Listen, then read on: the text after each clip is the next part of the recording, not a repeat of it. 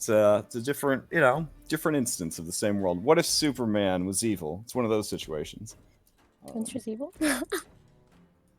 Well, no, I mean, but anyways, I can't tell you too much because you guys are touching on the very edge of each other's universes, so I don't want to cause some kind of rift in the time-space continuum. But needless to say, I am fascinated by how divergent the two campaigns already are. It's amazing. So it's been a very fun experiment. Like in what, like what the philosophical differences are, whatever, like the high level differences. Like the difference between them being a quote unquote evil party and you guys being a quote unquote not evil party, or like more like, because gameplay wise, you guys are both level 3.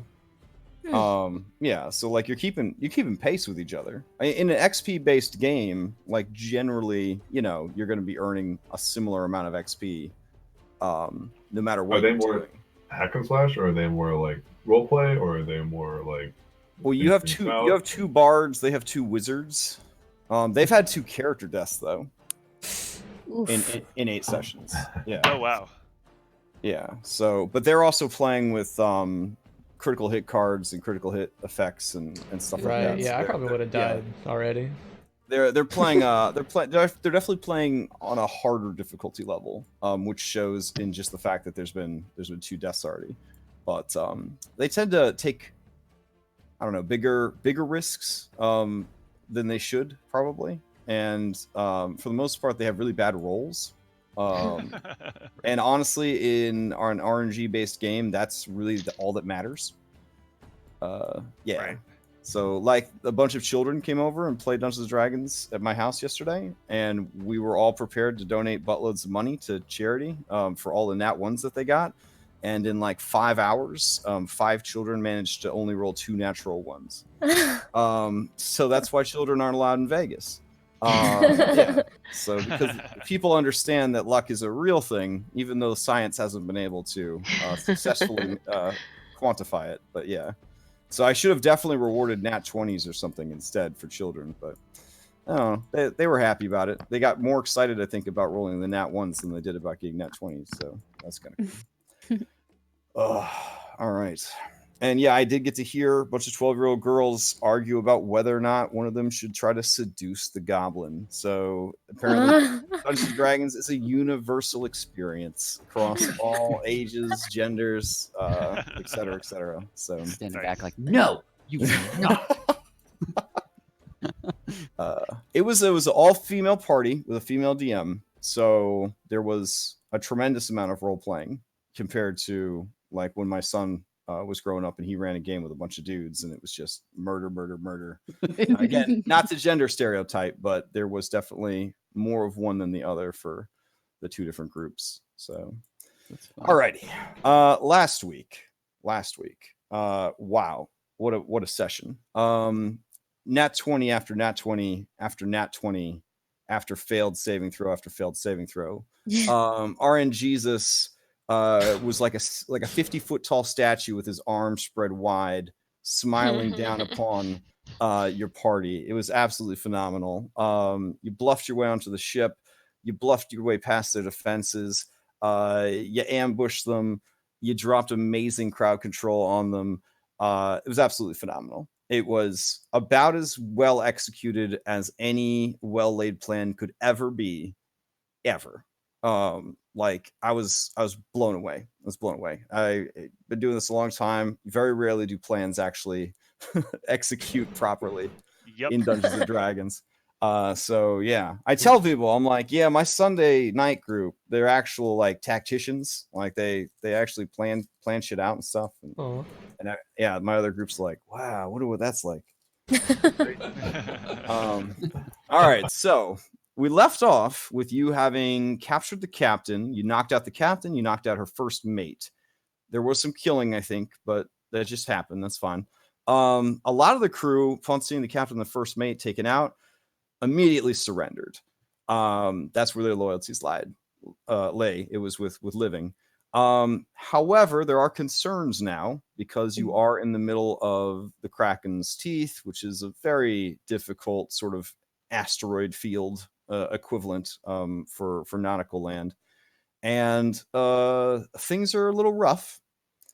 You are in the middle of sailing through that. It is Toothless's turn, I believe, and we were just getting ready. He was going to drop the anchor, and everyone was like, "Wait, don't, maybe do it. I don't know." And that's where we stopped. So let's go over to the map and see what we're doing here. All right, I think that summed up everything.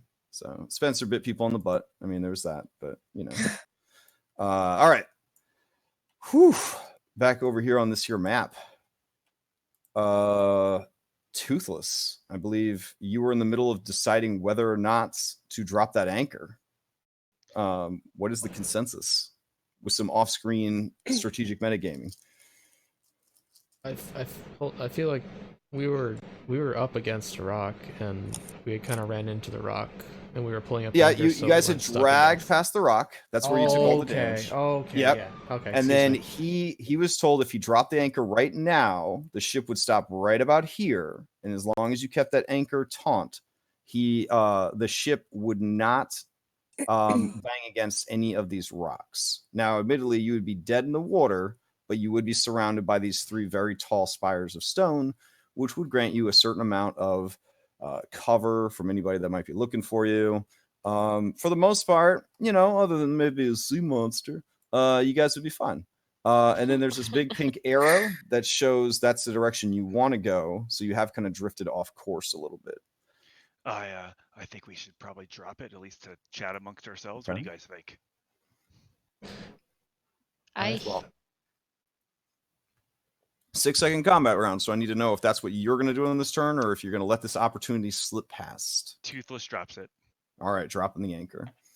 All right, if that is the case, I'm still holding on to it. Like, oh, no. so 3 of us are holding like it. I was All gonna right, say 6-second combat round. The sails are already coming down, so Mhm. we're already gonna start picking up speed.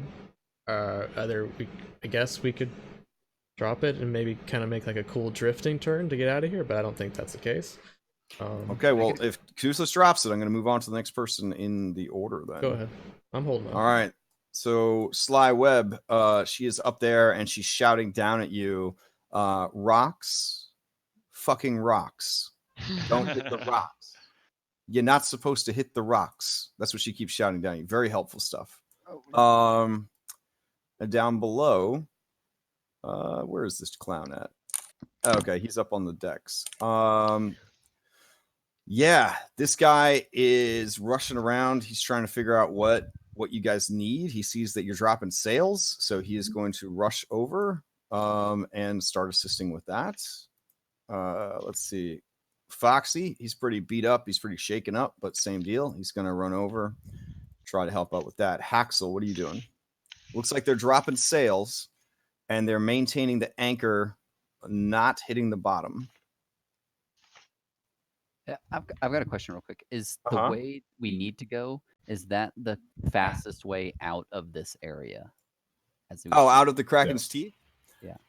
Again, you guys ran into the ship. It was at the edge of the Kraken's teeth. Now, as like during the attack, it has kind of been sucked into the deeper parts of it.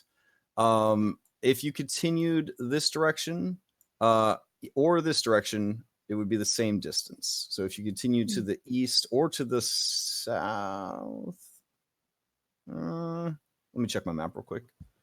I want to say you're going to need to head east no matter what. So southeast will be a little bit further, but straight east, which you can't do at this point because you'd have to go south some more before you could turn any further east. Yeah, I meant more along the lines like if we go just south, like we could get out of the Kraken's teeth and then sail around it. You know, what that would be safer than trying to sail through, you know, the Kraken's teeth. Ooh, no, again, because like on the map, you guys were at the northern edge of it. So if you sailed south, it would be a lot more of this if you kept sailing through it. Yeah. So you definitely want to get out of there. The most direct route out. Mm-hmm. Yeah, and you again were at the edge of it. So if you went south or if you went west, you would basically be going through it. You want to go north, which is the opposite direction of what you're facing, and east to try to get out of here. Okay. All right, so Haxel. Are the 4 points, are they different from what we're looking at? Like, so north would be on our starboard side? Sorry, north would be the right-hand side of the screen north? right now. Of the screen. Oh, so we're This side? turned. Yeah, so We're turned around. yeah, north would be that away. Okay. Okay. And we need to go north or west. Yeah, sorry, I guess my E looks like a weird W, so or backwards 3, but yeah. Or a butt. Or a butt, a really gross butt though. That is not a good butt. All right, Haxel's going to ask the lookout which way the wind is blowing. Oh, okay.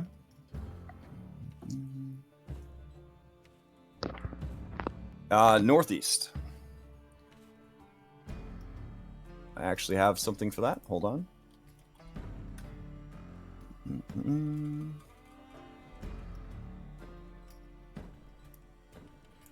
Northeast. Okay. Yeah. It's let me move it real quick. Oops. It is going that way. It even says wind, see? Okay.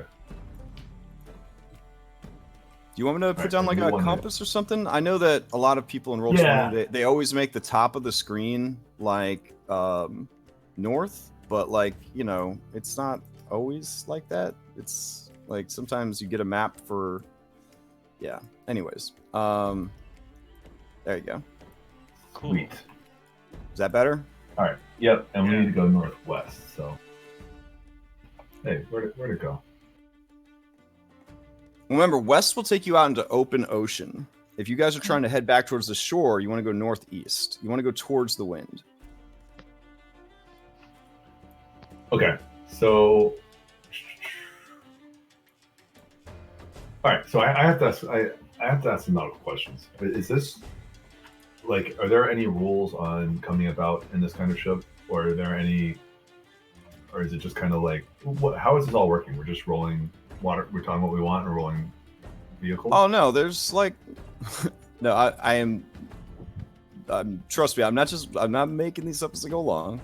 So the Saltmarsh book has rules for sailing, and there are slightly more detailed rules for sailing that we've been using for Skull and Shackles that I'm kind of supplementing what Saltmarsh doesn't cover.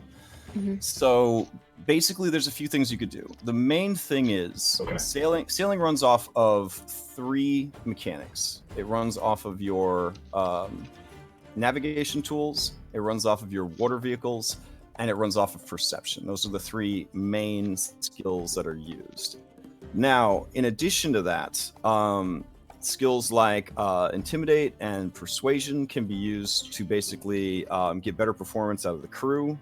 And then there are maneuvers that you could do, such as like dropping the anchor to do like a hard turn and then pulling back up the anchor, Cool. all that good stuff. So there are like a lot of things that you can do.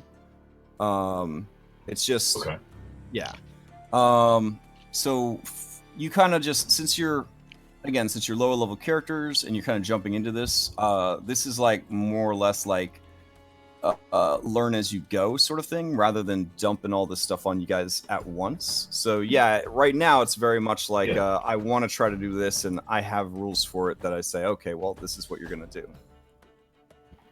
Okay. Is there any? So the sails are just luffing. We don't have any kind of control over the ship right now, basically.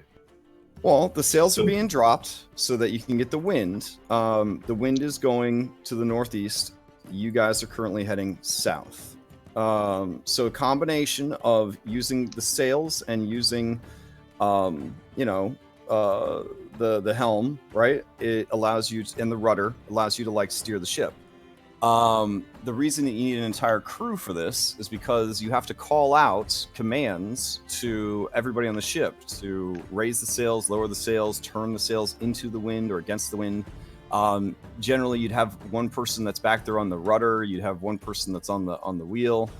like it's a team effort. It's represented though by your ship vehicle's proficiency, which goes almost always off of your wisdom score, because you are basically having to adapt and intuit what you're doing based on everything that's happening around you.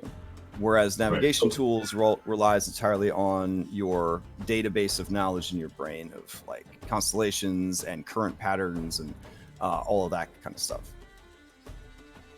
So, hopefully that answers some questions. The wheel right now is useful, because like sometimes. Oh yeah. Okay. All right. Then I should just make another check for handling the ship. Well, before you go to steer the ship, like tell me like what you are trying to accomplish. Like where do you want the ship to go? What direction are you trying to go? Are you trying to slow the ship? Are you trying to speed the ship up? Are you like where do you want to take this?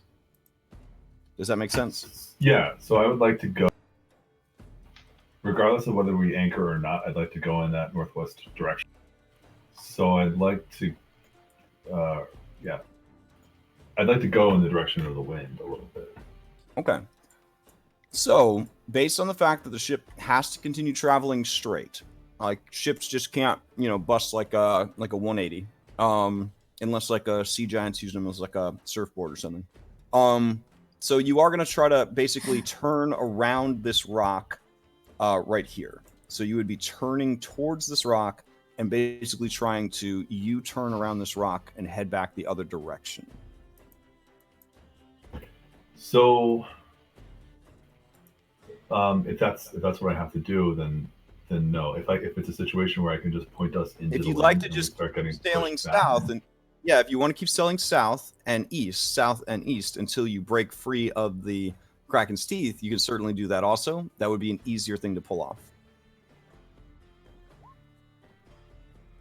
Hold on, south and east. Where's that coverage road? South and east. Okay, so going through these two rocks, do you think is a safer bet? Okay, like so the ship, right? It has to keep traveling forward. There's like momentum that's pulling the ship forward. There's currents that flow in between the rocks and kind of pull the ship in between the rocks, which makes it very hard to steer the ship. If you take advantage of those currents and go between the rocks, you're more likely to succeed at your checks than if you try to go against those currents. That being said, the wind is pushing you again towards the northeast. If you continue south or west, you will be going further into the Kraken's teeth. If you can go north or east, you will be heading towards the exit of the Kraken's teeth. I'm going to try and head into the wind to slow us down. Okay. So or how strong are these heavy currents? Or are these currents in here? Are they? I guess how strong is the wind right now? The wind right now is not particularly strong. I believe it's only about like 8 or 10 miles per hour. Which way are seas and swells? The seas and swells? All right. So again. Here in the Kraken's teeth, right? The lay of the geography under the water is causing the currents to sort of pull and dip. So the swells are going to be higher towards the rocks, and they're going to be lower in between the rocks.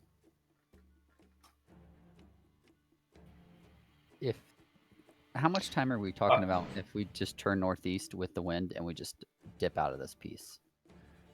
Again, you can attempt the maneuver to go around this rock and start turning around. That's definitely something you could try to do. Or probably a easier maneuver to pull off would be to continue south, but move east as you go. Given we have no idea what we're doing, why don't we try and leave, and then we can always go elsewhere? Let's do the easiest. Okay. I don't think let's not make it harder than we need to at this point. Right. I mean, again, like all I need from you, and I feel like this is being overly complicated here. All I need from you is an intent and a dice roll. That's all I need. It's scary. Yeah, I just It need you is. to. Yeah. I literally just need you to say, Haxel, I want the boat to go in this direction, and then roll your water vehicles check. That's all I need from you. Yeah, but I can't say. Like it's What just, was- okay. So But Go think about this: left. it's a 6-second combat round. We're going on like 7 minutes here of like. So I need to know like. Obviously, you don't want to crash into this rock. Okay, so Yay. you're going to travel between the rocks so as not to hit them. I didn't get, like, and from what I understand, you also want them to Nice turn roll. the sails. You want to turn the sails against the wind to decrease speed. So with a 21, all of those things happen. You avoid the rocks, and you begin to slow the speed of the ship. Nice. All right. So as you do that, it will become easier to avoid hitting other rocks. So with that said, you kind of move past these rocks, and in doing so, you also kind of change the direction that you were headed. So you move to the southeast a little bit, well, south and east a little bit. So that kind of moves your compass rose like this. There we go. All right, which also then moves the wind like this. There we go. All right. So that being said, so far so good. There are rocks further ahead, but you do have a little bit of space before you run to the next one. All right, this other lady, she is up here at the front. She is assisting with rigging and sails as needed. Tari, what are you going to do? I will ready an action to do whatever they tell me to, whatever competent sailors tell me to do. Okay. And I will give Haxel a bardic inspiration die for Sweet. his next roll. All right.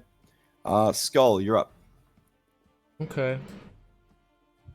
You mentioned making that cool sick maneuver with the anchor. I'll just maintain my grip on the anchor, and I guess already in action, if the other people on the anchor are gonna start moving it to pull it up more, I'll assist with that. If Haxel shouts out we need to drop the anchor, do a sick turn, I'll help with that. That'll already in action. Okay. Alrighty, sounds good. Illyria, what are you gonna do? Since there are jagged rocks on the bottom, couldn't the anchor get stuck on them if we Absolutely. let If it you drag? keep trolling the anchor, there is a chance that it can get snagged on something or someone below the surface. Okay. Then we could just I'm we gonna could just try leave it. and convince my fellow wheel holders that this is a bad idea to allow this to drag. Okay, then yeah. And that then I'll the start sails are moving it. down. Let's pull this up. We're Kraken fishing. Yeah. All right. So I'm gonna try and like push, like, come on, guys, don't just leave this here. Alrighty. Yeah, in like zoomed in where you guys are right now, the ship can reach pretty fast speeds of over 100 feet per round. So it can go very, very fast up. With you guys kind of reducing the speed by turning the sails into the wind, the ship is going to be much easier to manage.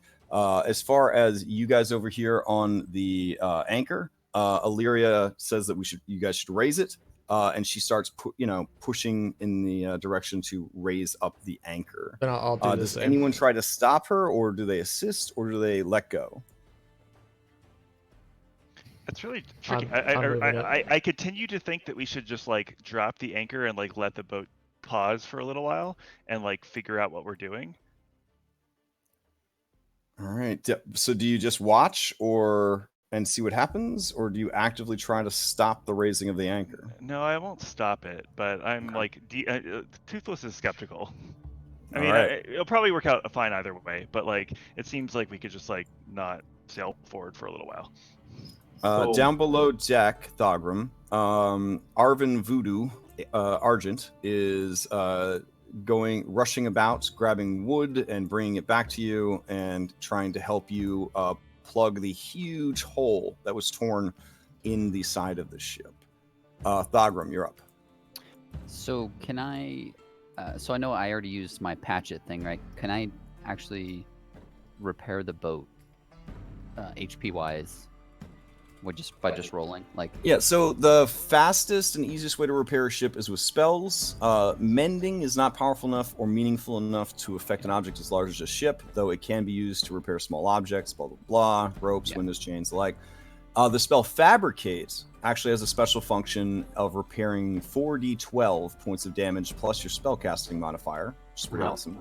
In addition, more mundane methods can be used to repair ships. Because of their specialized construction, ships, as well as oars and sails, usually require the crafting ships or carpentry or whatever is related to what you're trying to fix. Depending on the nature of the damage, carpenter's tools, weaver's tools, etc. can be used. So basically, as far as like magical hit point repairs here, like repairing a ship does take time. Patching holes is one thing, but meaningful repairs on the fly, less likely. Like you do have your background ability. That can you read it for us so we're all on the same page? It just allows me to patch 5 times my proficiency instantly in hit points, but I can only do it once until the ship goes back to land. Right, which is fantastic because I think Fabricate's like a 4th level spell or something crazy like that.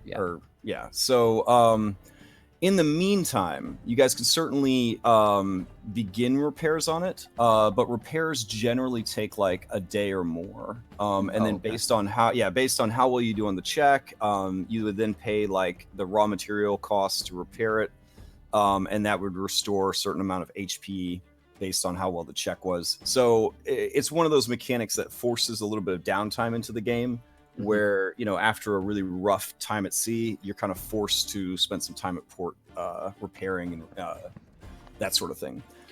So all of that being said, yeah, you guys can definitely start the process of tending to it and make sure that there's no worse damage, that kind of thing. Make sure you're not taking on water. You may even want to go below deck and make sure that you're not taking on water down there, because that's the kind of stuff you can do a quick patch for, that sort of thing. Yeah. But like this damage right here, which is just basically just a huge swath of wall, is just torn away. Yeah. There's not much you could do at this point. Okay. But all of that kind of races through your mind as you are examining the damage. Okay. I'm gonna. All right, lads. Let's take it downstairs and see if we can find out if there's anything. And I'm gonna see if I can go through this door over here. Okay. To my left. Yeah. Basically, I was saving the ship like combat and ship sailing like rules document for when you guys were more fully established as a crew and you had assigned like officer roles and stuff like that. This is more of a, you know, you've got to get the ship out of here, you've got to figure out how to crew it, that kind of thing. But I could definitely understand the stress that would be there because of the damage to the ship and being lost at sea and all that is very real. So yeah, apologies if I was short earlier, but you know, don't stress it as much as you are, because again, you're level 3. You did a great job last week. I'm not going to be like, here's your reward, you're sunk. You know what I mean? Like, as long as you guys aren't like, we sailed directly into that rock. We're gonna get through this together. So, you know, later on in the campaign, you know, we'll be much harder on the DCs and the dice and all that kind of stuff. All right. So that being said, though, I think our goal is to just kind of safely. Just do the safest thing. So if that's anchoring at some, if anyone throughout these rounds sees like us, we're in a, because like you said, we're moving fast, we're in a spot that would be good for anchoring. You just let us know. Oh yeah, sure. Again, where you've sailed to now, there aren't rocks for a bit, and with you slowing it down, I would say you've got 2 rounds before you come up on some more rocks. You do realize, Haxel, that you can't rely on just raising the sails and letting the ship drift, because that's kind of how you got in this situation in the first place.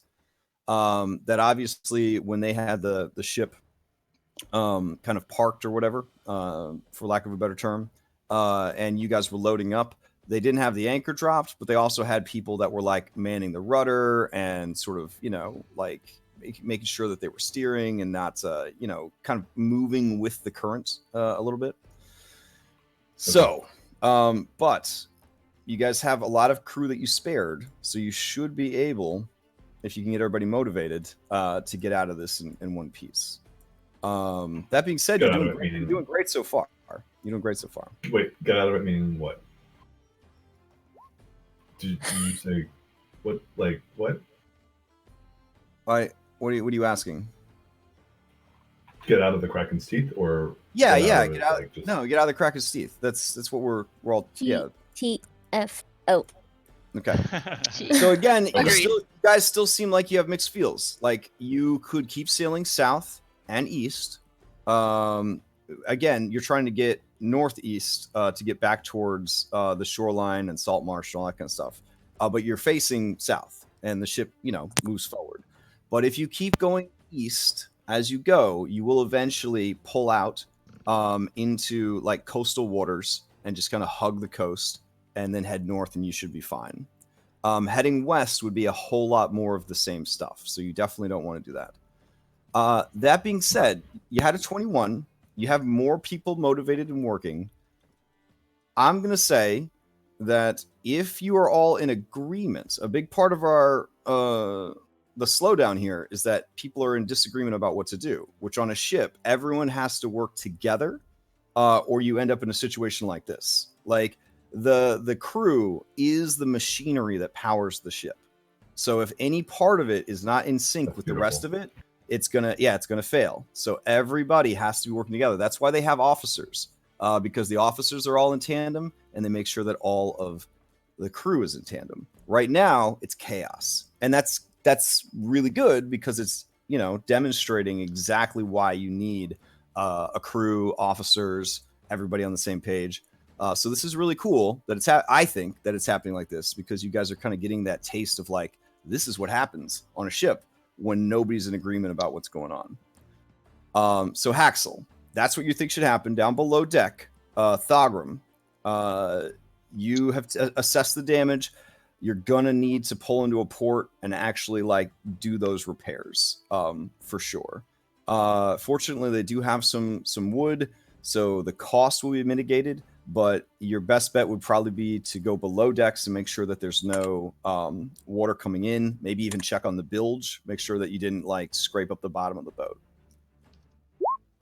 Yeah. Okay. So I want to. I don't know if you can see me or not if you're on my page, but there's a door directly to my left. Can I like slowly peek in there? Yeah, sure. So as you go to open the door, the two pirates that are down there with you, Voodoo is like, wait, there are lizards on the other side of that door. Oh, and then I'm just gonna stop. Like, they are probably frightened. You do not want to startle them. All right, then I'm just gonna slowly close the door, like, okay, and ask them, is there any other way to get to the below deck to check for leaks? Yeah, and they point to the two doors over here. Okay. Yeah, so there's actually two doors here. All right, I'm gonna ask them if they want to go downstairs, check for leaks, and then let me know if there's any leaks that we can work on. All right. Yeah, they say aye. We'll call up to you from here, and they head down below. Okay. With that, then I'm just gonna use my movement to run upstairs. Okay. So that's 5, 10. Yeah. Let me drag you upstairs. Squadoosh. There you go. All right. Let me find myself. There we go. All right. All right, you arrive on ship and you see that half of the crew is doing one thing and half of the crew is doing another. I'm just gonna look around and like. And a lot of people are just kind of standing there trying to figure out which thing they should do. Well, me and Illyria started pushing, so that was my right action to start pushing, right? Well, Spencer's definitely gonna do whatever Illyria's doing. I'm thinking. Yeah, so us so that's three. That's three people raising the anchor. Yeah. Yeah. I'm gonna yell across to Haxel about all the damage. We got a lot of damage. We need to get the hell out of here. And I'm gonna kind of take a look at everyone and move 15, 20, 25, and try to make my way towards helping them with the anchor. Okay. I can't make it all the way there, but I'll move that way. Alrighty. Spencer, are you gonna be best boy and start pushing the weird stick? He's gonna be best boy. Okay. All right. Phantasm Claire. He looks over at Tari, his true love, and he nods to her and shouts more instructions about how ropes work and sails and all that jazz. And basically just waits for more orders from Captain Haxel, ? All right. Apparently the Jolly Boat rolled initiative. Jolly Boat's just gonna dangle off. He's gonna just dangle off. He sees this Jolly Boat strapped to the ship, and he just kind of like nods at her, kind of raises an oar, like, "Hey." Let's see. What else do we got? Bandit number 9. You're down below deck, checking on stuff. Toothless. All right. Toothless has a hinky die feeling, but he's not sure what it is. What are you gonna do? Man, I think he's gonna kind of just like shake his head a little bit at some of the crew, and I think he's actually gonna go downstairs and kind of see what's down there. All right. Toothless. Yeah, he's gonna, Okay. So humans. Well, I'm sure they'll and dwarves. I'm sure we'll be fine, but it seems like I'm not needed up here at this point, and he'll go downstairs. So. okay. Yeah. So the entrance downstairs is right there. So yeah, you begin to head downstairs. Yeah, and he'll dash down to get like another like 25 feet, just do a little bit of exploring. You're down here. And I know you said lizard folk. I was gonna go down there before you said lizard folk. Oh yeah. Also, it's dark down there. Get a torch, I guess. Yeah, technically there's a really awesome window now, so I guess I could add like some moonlight coming in A through porthole? Oh, yeah, that sounds nice. As a moon yeah, druid, literally the side of the boat is missing, so yeah, there you go. There's some light coming in. Except for the really amazing patch. Yeah. And those are all doors. Half with of your it is a lovely work pink of art. arrows. Belongs to Yes, the pink museum. arrows are doors. Man, he'll go through the closest door. Okay. As you open the door, you see more of your fellow lizard folk. Oh. They let out cautionary hisses at you, and then seeing that you are what you are, they sort of cock their heads, like curiously. And in Draconic, the paler one says, "What are you doing here?" That's a good question. We were sent to find the ship. What are you doing here? I do not know you. Are you Rathroxus clan? I am from the Rathroxus clan. Othios is my name. She narrows her orange eyes, and you could tell that she is filled with distrust and disgust of your of your affiliations. But she kind of nods to you and says, "I thought we were the only two of our kind aboard this strange vessel. Why are you here?" The town has been having some problems with smugglers, and they sent us over here. All right. We will continue this conversation. Because 6-second combat rounds. Yeah. All right. Yeah, Theodosia Sly Webb. She's gonna throw out another perception check. Here we go. Oh, nice. All right. She shouts down to you, Captain Haxel. All right. If you maintain course, you should be all right. But if you're trying to get east, you're going to want to do it quick. Take a hard turn. All right. It's up to you whether or not you will take her advice. All right. You are up, Haxel. Everyone else is waiting to hear your orders. So definitely want to take her advice. Okay. I think we can, because she's basically saying we can get out this way, right? Yeah, she's basically quick way saying out. if you take a hard, if you turn hard left, you should be able to get out of here. She got a very good perception check. I will say that it sort of blended into you having a good a chance here, so you're gonna have advantage to this one. All right, let's go for it. Plus, All you right. have bardic inspiration for what it's worth. Yeah, true. I know. Thank you.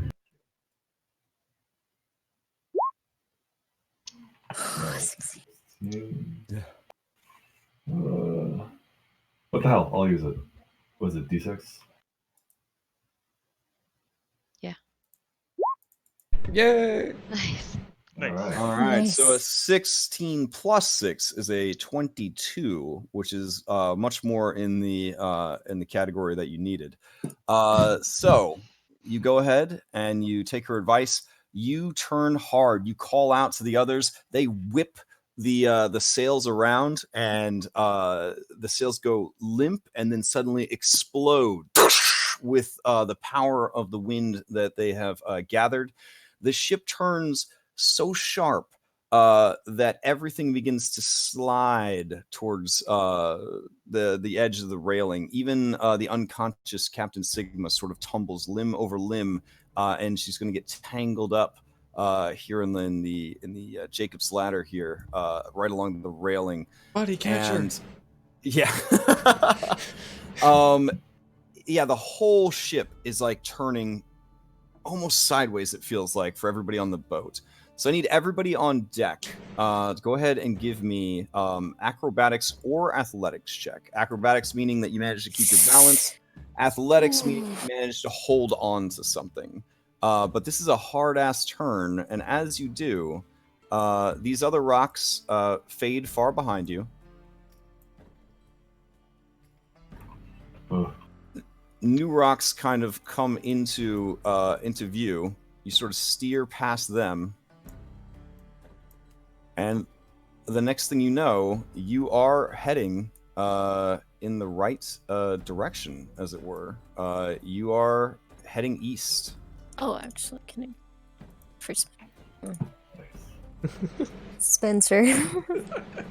I didn't realize. Tumbles into Thogrum. Sorry. That'd be good. Poor So- Spencer.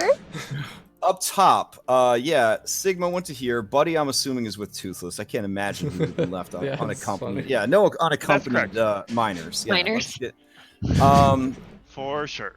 let me just check these others real quick. They're all pirates, so they all have at least a +1. So we got that. And I have an action readied, so to the extent that to do whatever needs to be done. So to the extent that I can grab someone Okay. falling into the sea who's near me, I don't think there are a ton of people near me, but I would use that if I were All able. right. Yeah. So, Mary Zindo is fine. She kind of hits the railing, but stays on. Foxy Richmond, however, he kind of is dangling off the side of the ship here. Sigma is tangled up. Probably not a comfortable situation. We've got Phantasm Claire over the edge, hanging on. And then this guy right here, whose name has not been disclosed, he's doing all right. And then up here in, oh yeah, Lookout doesn't even notice. She's doing great. I would also say that these two bodies would probably start sliding towards the edge here as well. Got all that balance on her upper end. Yeah. Alrighty. So, Flotation. there are some people that I'm gonna say these two are totally out, and there was no ladder to grab them. So I'm gonna do like an odd or even. So odd, they kind of tumble over the side. Even, they stay on the ship. So we're gonna check the half orc first. Here we go. Oof. Yeah, he's sploosh in the water. And let's see about the first mate. Oof. All right. So those two kind of flop over the sides, sploosh, sploosh, which only adds more fear to Foxy Richmond as he cries out for help, dangling off the edge. Now, the rest of you who did not make it, you would slide towards the railing, about 10 feet towards the railing if you did not make it. If that would take you past the railing, you would kind of go over. Otherwise, you just sort of slam into the railing. Does Spencer slam into Thogrum? If you pass somebody, they can use their reaction to basically try and catch you. Yeah, I would definitely... All right, so just make another check for me real quick. It would be Spencer? athletics or acrobatics. No, for Thogrum, who's going to try to catch this. What do we say, 500-pound whale? So here we go. Ooh. Yeah. Oh, very nice. Oh my god. Yeah, Wow. you just grab this big boy, and he's not going anywhere. Whew. All right. Also, the DC, by the way, was only a 10 for your checks. So if you got lower than a 10, you are moved 10 feet. Yeah, towards that side of the ship. Whew. Could All right, Haxel get Haxel. advantage because he's holding on to the wheel, and he knew it was coming. Since you knew it was coming, for sure. Yeah. Since you're the one that kind of caused it to happen. All right. That being said, yeah, I believe you guys are on course to get out of here now. We can kind of take this out of initiative if you'd like. You can help people over back onto the ship. You could punch their fingers until they fall into the ocean. Whatever it is that you feel the need to do. Otherwise, they will start trying to climb back onto the ship. Maybe we'll do one more round just to see. Amy will maintain her post because she does not want to be caught slacking. Tari, what are you gonna do? I will help Phantasm. Okay. Oh, I guess I should roll for the dudes down below. Hold on. 1 and 2. Oh, those are D10s. What the hell? All right. Yeah, I would say the lizard men with their athletics, they kind of just grab onto the nearby table and, door frame and maintain their footing. But it does get a little wild down below. All their stuff kind of gets tossed around in their room, that sort of thing. All right, Tari, you run up to help Kip Phantasm Claire. He is grateful for the assistance. So on his turn, he will be able to climb up with advantage. So you're basically giving him the assist action. Cool. Since I'm not sure what your strength is, but I don't know if it's like pull somebody up off the side. I'm guessing, yeah. Okay, yeah. We don't We'll strength shout words shame. of encouragement. Yeah, we don't strength shame in 5th edition. You could, despite it being very easy. You could ready an action to help him, though. Skull, what are you gonna do? If the, I don't know how much we could have pulled up the anchor last round. Do I feel like it's pretty safe? Is there like a lock for the wheel so it doesn't move? Yeah, you could definitely lock it. There is still more chain to pull. Okay, but, then no, I'm just gonna keep pulling it then. All right, you're just gonna keep pulling it up. Okay, Yeah. Same thing with Illyria. Yeah. All right, down below they're checking for any damages. You hear a voice kind of shout up. Let me see if it is loud enough. Yeah. Okay. You hear, "Hey, dwarf! There is a small hole down here. The bilge is taking on water. This could be very bad, since this is where the captain likes to keep her extra snakes."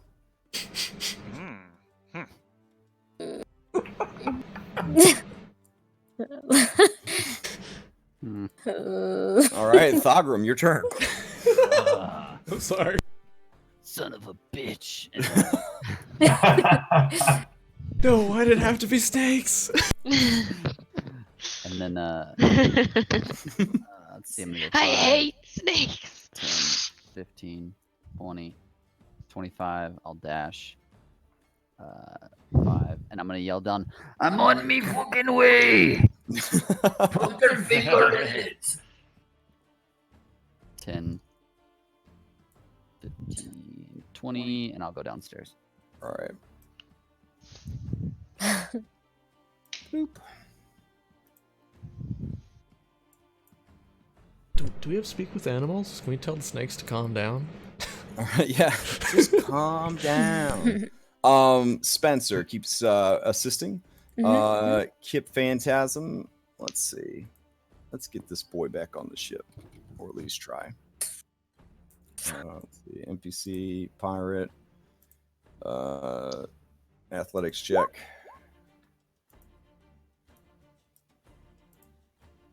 Yeah, with your help. Oh man, yeah, he just pulls himself up, and he's sort of like, as he pulls himself up, he kind of leans into you like he lost his balance. And he's like, "Oh, thank you," and he rushes over to you, Haxel, and says, "That was some fine sailing.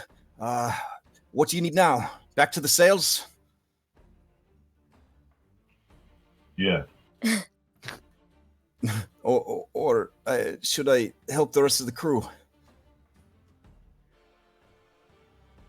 Let's get these sails all lashed down. Whatever All we're right. doing. Sails it is. All right.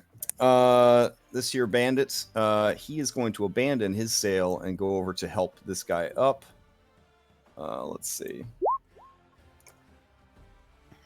Oof. Yeah, two. Yeah, it's not great. So he goes to grab him. You know, hand slips, the whole deal. Now he's hanging by one hand. It's dramatic. These two have been left behind by now, so Sharks will be happy with that. All right, that brings us to Toothless down below. Just to be honest, we were here to investigate why this ship was smuggling. What can you tell me about that? I do not know. This smuggling. I know that we were sent here by the princess to secure powerful weapons in the upcoming battles to come. I think this will require a little bit of extra conversation, but if you can quickly tell me, battles against whom? He just kind of cocks his head. Against the sea devils, of course. Or sorry, she says, "Oh, so sorry, Juku. I'm sorry about that." Or Juko. Yeah. All right. So yeah, apparently there's some shit going down, and they're buying weapons? Question mark. Okay. Well, yeah. Let's discuss when we have a little bit more time. All right. Yep. Same deal. She's just going to try her best to keep being a good lookout. Here we go. Yeah, 15. Pretty good. She shouts down to you, Haxel. You're doing great. Just, you're gonna need to watch out up here on your right. It's a shallow one, but it could tear out the bottom. Very well. All right. That brings us to this dude. All right. Try your best, Foxy Richmond. Okay. Oh boy. Believe in yourself, Foxy. Okay. Yeah, he kind of and like flops onto the deck. I mean, he had a bad scare earlier. A scary skull-faced dragon like took his lunch money. So, Haxel, you're up. You take Theodosia Sly Webb's advice, or do you think she's trying to tricksy you? I So didn't until you said that. Yeah, thanks for that. It's all mind games. It is. She wants to live. Yeah, sowing paranoia is just part of the job. So,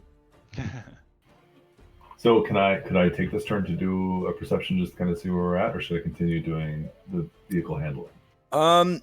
Generally, in rough waters like this, you want to stay active on the helm and trust your crew. So this is very much a trust exercise. You've been brought to the company picnic. You've been paired up with a big-titted stranger, and she's supposed to catch you when you fall backwards, and you hope to God that that's what's going to happen.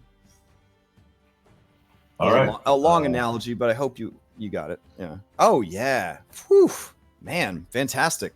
You are confident, Haxel, as you see just at the last moment that yeah, like legit, there was like basically one of those stones that was not large enough to break the surface of the water. It would have ripped the bottom right out of the boat. So you managed to go right past it, no damage. and that turn gives you the extra bit you need to sort of catch that wind, and now you are going to start heading north and east, back towards the coastline, back towards the house that crawls, back towards Saltmarsh. Nice. You are confident that if you and Theodosa work together like this, you should be able to have pretty smooth sailing. You are going to want to move away from the coast, obviously, because shallows and sandbars and all that crap. But now that you are out of the teeth, you can sort of start heading north and west to get more open water beneath the ship. Sounds good. That's All right. That's what I'll work on, and I'll communicate that back up to Theodosa. Okay. All right. She gives you a thumbs up and keeps a lookout. All right. With that settled, Team Anchor, you hear the of like the last bit of chain being pulled up. You can put in the lock. The anchor is raised. Mm-hmm. If you keep somebody on the wheel and on lookout, and you keep at least, I'm going to say, 4 people on sails, the rest of you should be able to freely move about the ship. If you want to just play it safe and continue sailing until you're out into open waters, that's fine too. It'll probably take about 20 minutes or so to get to a place where Haxel feels that the ship would not be in danger of hitting any sort of shallows or reefs or anything like that. Haxel's going to yell out, "Let's get all hands on deck. Let's get every person on the ship on deck, and we can start looking if we can shore up this damage." All right. Foxy grabs a hold of Sigma, and he sort of unceremoniously sort of tucks her beneath the boat here, and just kind of wedges her in there. Doesn't look like it's very comfortable, but so she doesn't fall over the side of the ship.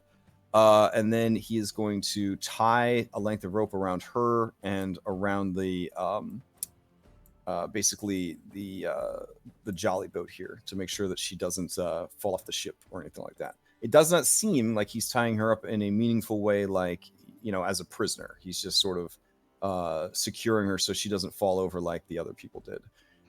Then he is going to head over and man the rope. This guy's going to man the rope. Ropes up here.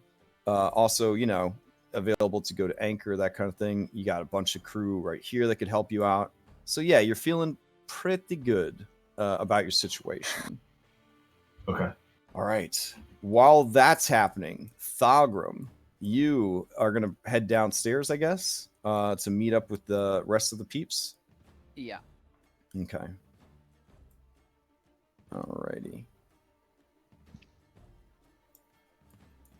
Okay, so yeah, your boys are here, and they tell you to look down there, and you look down, and you do see that there is a hole down in the bilge that is letting in water, and you do see swarming in the water are a bunch of snakes, similar to the ones that you saw up top. So inside this portion or inside the building I'm in right now? They're actually down in the bilge. Oh, at the very bottom of this. Yeah, so where you see that grate in the floor where you're standing, yeah, that is how you get down into the bilge. And this ship has a huge bilge. And the bilge looks disgusting, by the way. Your OCD is going absolutely insane. You understand that bilges are gross, but this is like where they dump all their shit and their garbage. Like, you're like, why wouldn't you just throw it off the boat? You know what I mean? It's like absolutely fetid down there. And just swimming amongst the garbage are a bunch of, semi-aquatic sort of coastal sea snakes. And they're just swimming down in the bilge. And you do see remnants of a few corpses that are down there as well. How much water has it been?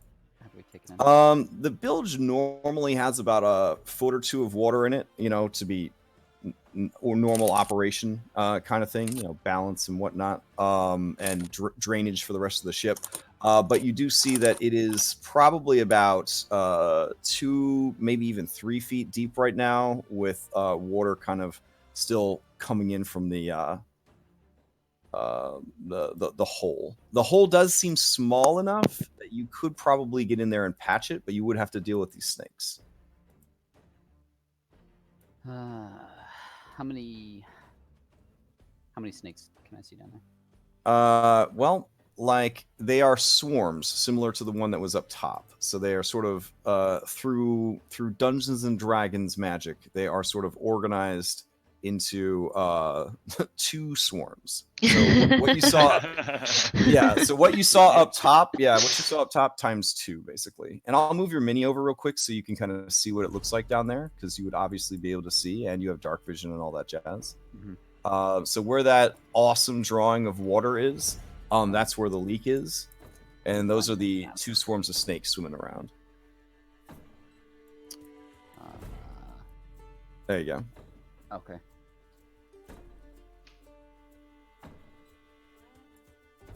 Where would the entrance be to this? Literally right above your miniature. Okay. Like that. Yeah, that's what you would. Yeah, that's why I put you right there, because you would see sort of that exact spot. Okay. Can I free action open the bilge? Like, Crash, can I put a cameraman down there? I forgot. Yeah, sure. Or can you? I don't want to see anything Oh, sure. I shouldn't. Yeah. I put cameraman.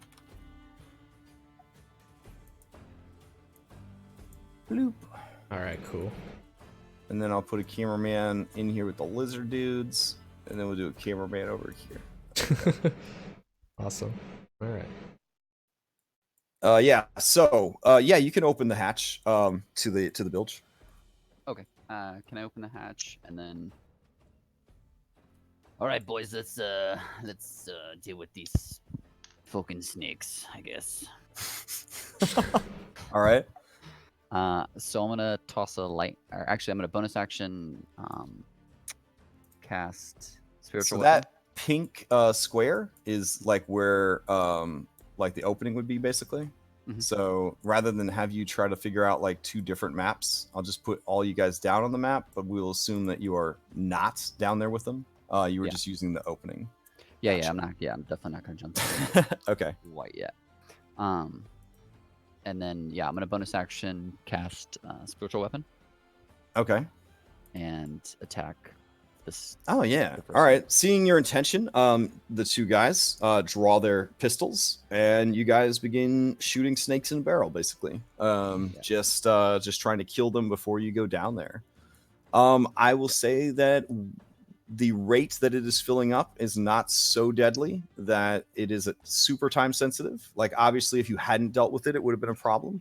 But between the 3 of you, you should be able to thin the numbers until the swarms sort of break up, and then you'll be able to get down in there. Yeah, that would be pretty much my follow-up question. Like, my next round, can I tell like the rate of, Oh yeah, it is. It's probably going to be about 5 or 10 minutes of safe, no one's getting killed by poisonous snakes combat. Okay. Yeah, which is a tremendous amount of combat rounds. I know it would probably go faster than that, but 5 minutes is a pretty good estimate of just safely taking shots and using your cantrip spells and your spiritual weapon and all that. Yeah. All right.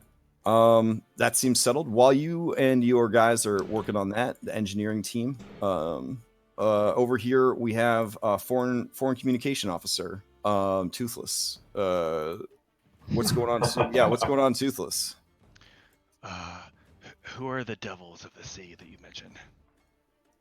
Are they elves, humans? No, the Saugen, Oh, the shark men.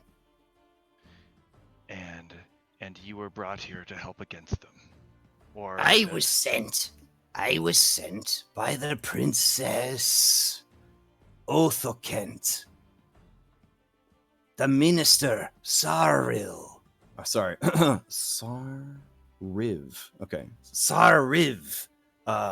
He is the one who came up with this plan. He is the one who was contacted by those who worship the Black Star. They promised us powerful weapons to use against our enemies.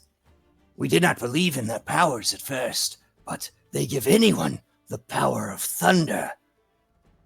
They are metal wands that fire thunder from them. With these weapons, we will be a fighting force worthy of respect from all in the region and able to scare away and defeat the Sahaugen. We will send them back to the depths where they belong. Yes, and strength is important, and you must defeat those who are weaker. So I can appreciate that. I think we'll need to introduce you to the rest of my, I don't know, compatriots, let's call them. Are they other Rathroxus? Were you brought in to get weapons as well? Were we brought in to bring weapons? Or to bring weapons? I mean, I think she's asking if you are representing the Rathroxus clan in an arms deal. Seems to be what the question is. Oh, okay, cool. Yeah, she's here for an arms deal. So she assumes that if you're a lizard folk from a rival clan, you must be here for an arms deal as well. So that's what the question is. That's helpful, thank you. We're here to help all lizard folk and people who might be combating your enemies. People? She kind of grimaces. Do you speak of the soft skins? Only when they're useful. Mostly for the lizard folk. Then who are you with? Soft skins or Rathroxus? I'm with myself, but I support the Rathroxus as having come from them. But I also have found some allies with the softskins. These softskins, they will not kill us. We heard much battle above. No, I will promise you your safety and your power. Is this something within your ability? Do you make what they say as an idle promise? Toothless does his. I don't even know what it would look like, but he does like some like intricate like jaw clamping ritual thing, and tries to convince them that we're totally best friends. Yeah, lizard folk very much. They would never make a promise if they weren't 100% sure they could keep it. That's a dragon book. Yeah, like it's the same idea. It's a very literal like there's no reason to promise something if you don't know 100% you could do it. They would kind of view that as lying, basically. Yeah, so. Toothless is definitely not lying. He will ensure. So yeah, you saying that to them does make them immediately feel more comfortable. Okay, cool. All right. And so she says to you, I am called Joko, and this is Desiru. And Desiru just looks at you and nods. He's a handsome fella. He is a handsome fellow. Yeah. Joku, may your hatchlings be numerous and bountiful and awesome. She titters a bit and she says, long ago, I ended my egg-laying cycle, but your flatterous words are appreciated nonetheless. Well, perhaps we could go upstairs and you can meet my compatriots and we'll discuss what to do next. We do not like ships or the sea. Is there any way we can discuss safely here below? That is fine with me. I would agree. When you can swim in a swamp, why would you want to be on a ship? And Toothless will then, I guess, say he'll go up to the top and. The great ocean holds many evils and many dangers. Only fools would seek to sail upon it.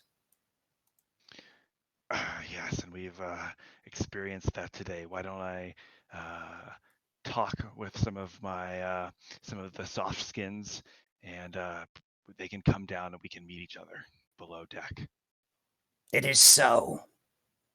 And she kind of paces the room. And Desithru, stands defensively in front of the door. He seems to be like her bodyguard, which is a pretty common thing. Spellcasters are rare among lizard folk, so they are kind of well cared for in their society. So,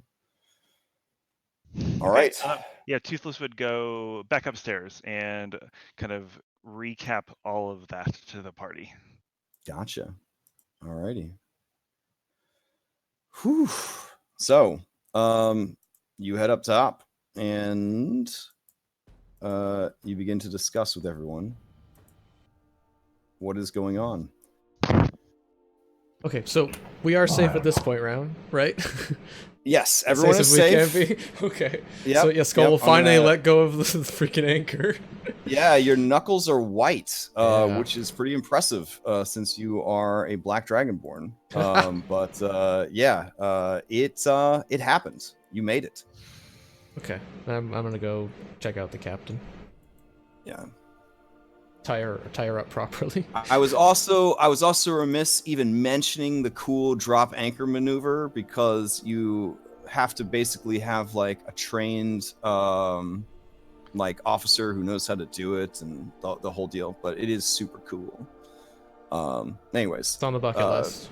Yeah, it's definitely on the bucket list. Yeah, so I think Toothless would tell everyone that it seems like the lizard folk are they seem to be confronting a threat from the sea, and this is why they've been receiving these arms. We should think about whether or not we believe them and whether or not the arms should go to them.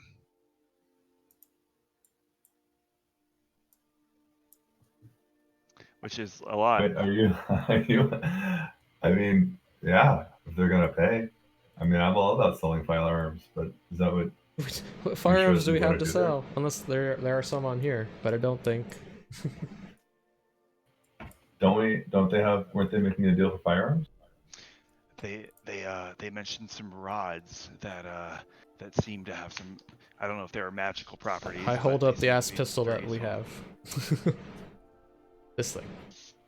I'm gonna put it back. Those might be. They might be those. I don't know. Maybe we should explore the ship. Oh yes. Yeah. Okay. Why don't we get a team together and figure out who and what is on this ship? Oh, we still got the hole in the boat still, so we need to probably go take care of that real quick. Unless Thogrim's holy anvil can smash them all before we get down there. Frogger style. I think we're at the point where we couldn't do anything more for the damage. They kind of shored up what they could, and yeah. Oh, did I miss So that? while you guys are discussing this, Thogrim, do you and engineering team, now that you have dispersed the snakes, are you gonna jump down into that nasty sewage and patch it up?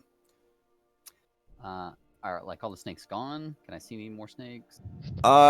You spent a good 5 minutes, which is 50 combat rounds. Like nuking and shooting. These dudes are out of bullets. Yeah, they and they're kind of like liberated as they're doing it. It's like it's sort of cathartic, you know what I'm saying? Because like the snakes kind of represent like the captain. And at first you could tell that they keep looking around like the captain's gonna murder them for killing her snakes. But as more and more of them are killed, they kind of become like more and more like yeah, and they're just kind of getting into it. All right. Yeah, Voodoo turns to you, Thogrim, and says, have you ever had to work with a Yuan-ti before? I can't say that I have. Let me tell you, it is one of the most terrifying things I have ever experienced in my life. Back in my homeland of Chult, Yuan-ti are considered the greatest threat to my people. So to find myself in the service of one so far from home, it brought me great shame. Well, let's see if we can work on that. Is there anything else down there I should be worried about? No.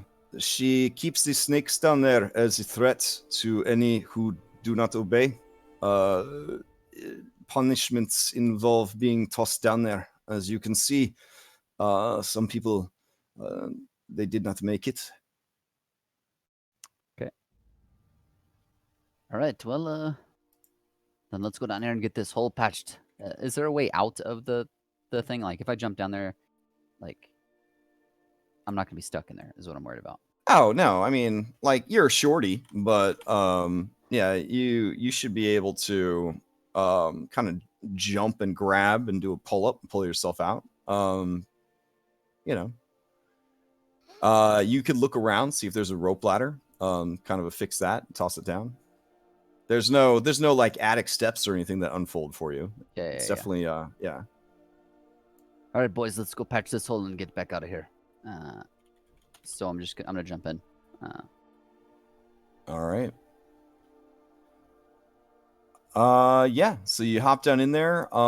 There are. I'll just toss some zombies in there. I don't have enough. I don't have enough corpses floating around. I'm gonna need some more corpse miniatures. Apparently, there's a giant one, and then here we go. Yeah. So these are just the 2 corpses that are just floating down in there. So you get down there, and the corpses are just kind of bobbing and weaving. They look disgusting. They're all bloated. You know how wet corpses get? The flesh is just sloughing off like cottage cheese, and looks like they could just pop at any moment. It's just disgusting.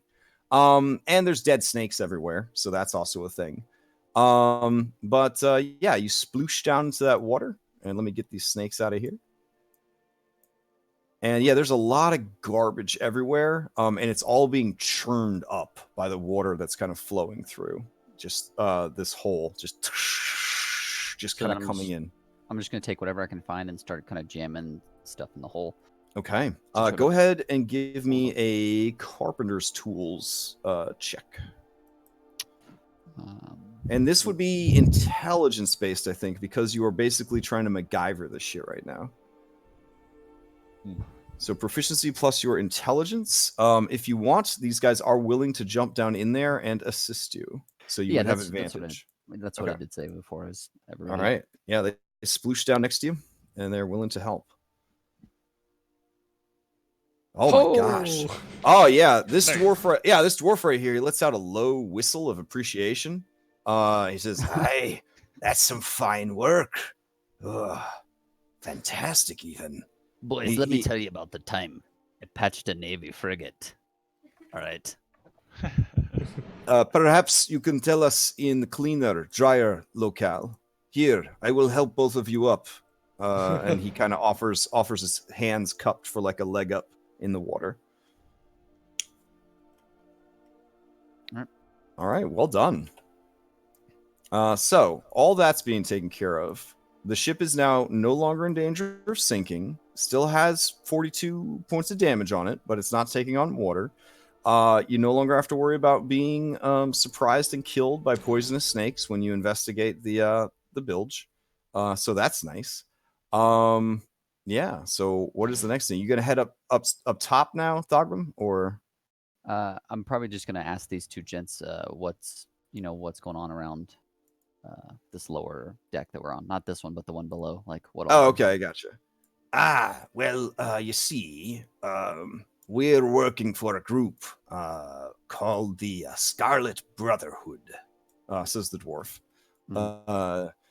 They're a bunch of weirdos into all sorts of bad shit. They come out of Kalasham. You familiar with Kalasham? Well, I can't say that I am. It's like desert lands to the south. Genies, deserts, flying carpets, that kind of thing. Sounds lovely. I've heard it's pretty nice. But apparently, it's also got some pretty loose morals compared to the north. And these folk, these Scarlet Brotherhood, they're a faction from down south that's trying to make a name for itself up here. They hired our crew to start running goods for them. And, well, it's I'll be honest, it's moving into territory that I won't feeling too keen about. Murdering and kidnapping and whatnot. Smuggling, that's just that's a necessity of life. A worshipper of God like yourself has to understand that the powers that be, they're trying to keep some of these things from the people, and these things need to be with the people. And smugglers, we just make sure that the things do get to the people. So we're kind of like superheroes, really, in a way. And you see that Voodoo kind of nods his head. Oh yeah, that sounds about right. Yeah. And Voodoo says, slavery is where I also draw the line, but Sigma is not a person that any of us felt that we could stand up against. Now we are compromised and at your mercy. It would be beneficial to my life and the lives of my companions if you could find mercy in your hearts and not hand us over to the authorities or kill us outright. If you do not wish to see us, Master Dwarf, we ask that you give us the jolly boat and a chance. We will leave and never come back to this region again. Well, boys, I can't say I can decide your fate right here, but I put in a good word for you because you helped out old Togram, and the boat's still floating because of the two of you. So I'll definitely put in a good word for you, but it's gonna probably come down to a vote between me and my compatriots. I see. But for the meantime, what else in this room? Just this is silk and elven spirits. That seems to be the what did Captain Sigma call it? The hot shit right now. Yeah. So where's there's just one person we haven't really seen, but where's your boat wizard? She is tricky. More than likely, she took the first opportunity to teleport to one of the rocks and take her chances with the sea and the Kraken's teeth rather than face justice. Oh, okay. Well, what's in? I'm gonna point to the doors. Like, what's this room, and then these two over here. This is our mess hall. This is where we eat food. Okay. And then the other two down here. Oh, these other two doors. Yeah, hold on. There's a lot of rooms on the ship. Let's see, 12 and 13. Okay. Oh yeah. So this one right here is the bosun's cabin. And this one right here is the first mate's cabin. Okay, all right.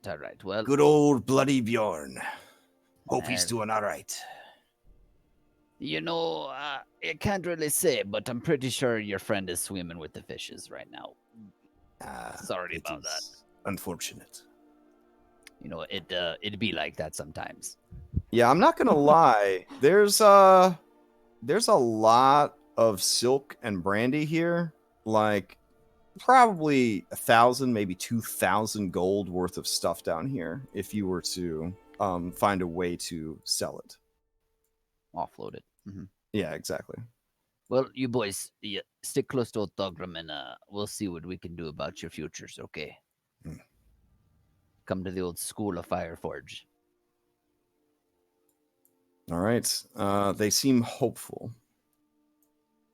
All right. So the rest of you up top, I would say time passes. You guys find yourselves out in open water. What do you want to do? Do you want to drop anchor? Do you want to just drift in the open ocean for a little bit while you powwow and palaver? Like, what do you want to do? Now that you're out of danger, you can see that the crew that you have beaten the shit out of, they're definitely looking a little more confident, and they're also looking like for opportunities. They're definitely scrutinizing everything you guys do. Basically what anybody would do in a situation where they have to, everything they do and say is important to their survival. They kind of have that mode going on now. Now that the imminent danger is over, you are the danger. Is basically what's going on. Skull, would- did you tie up Sigma?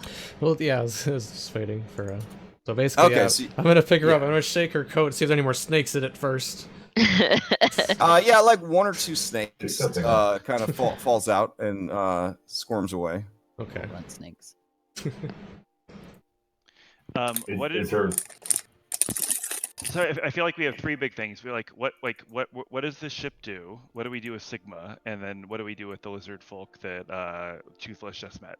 Those seem like three pretty important things to deal with. Oh yeah.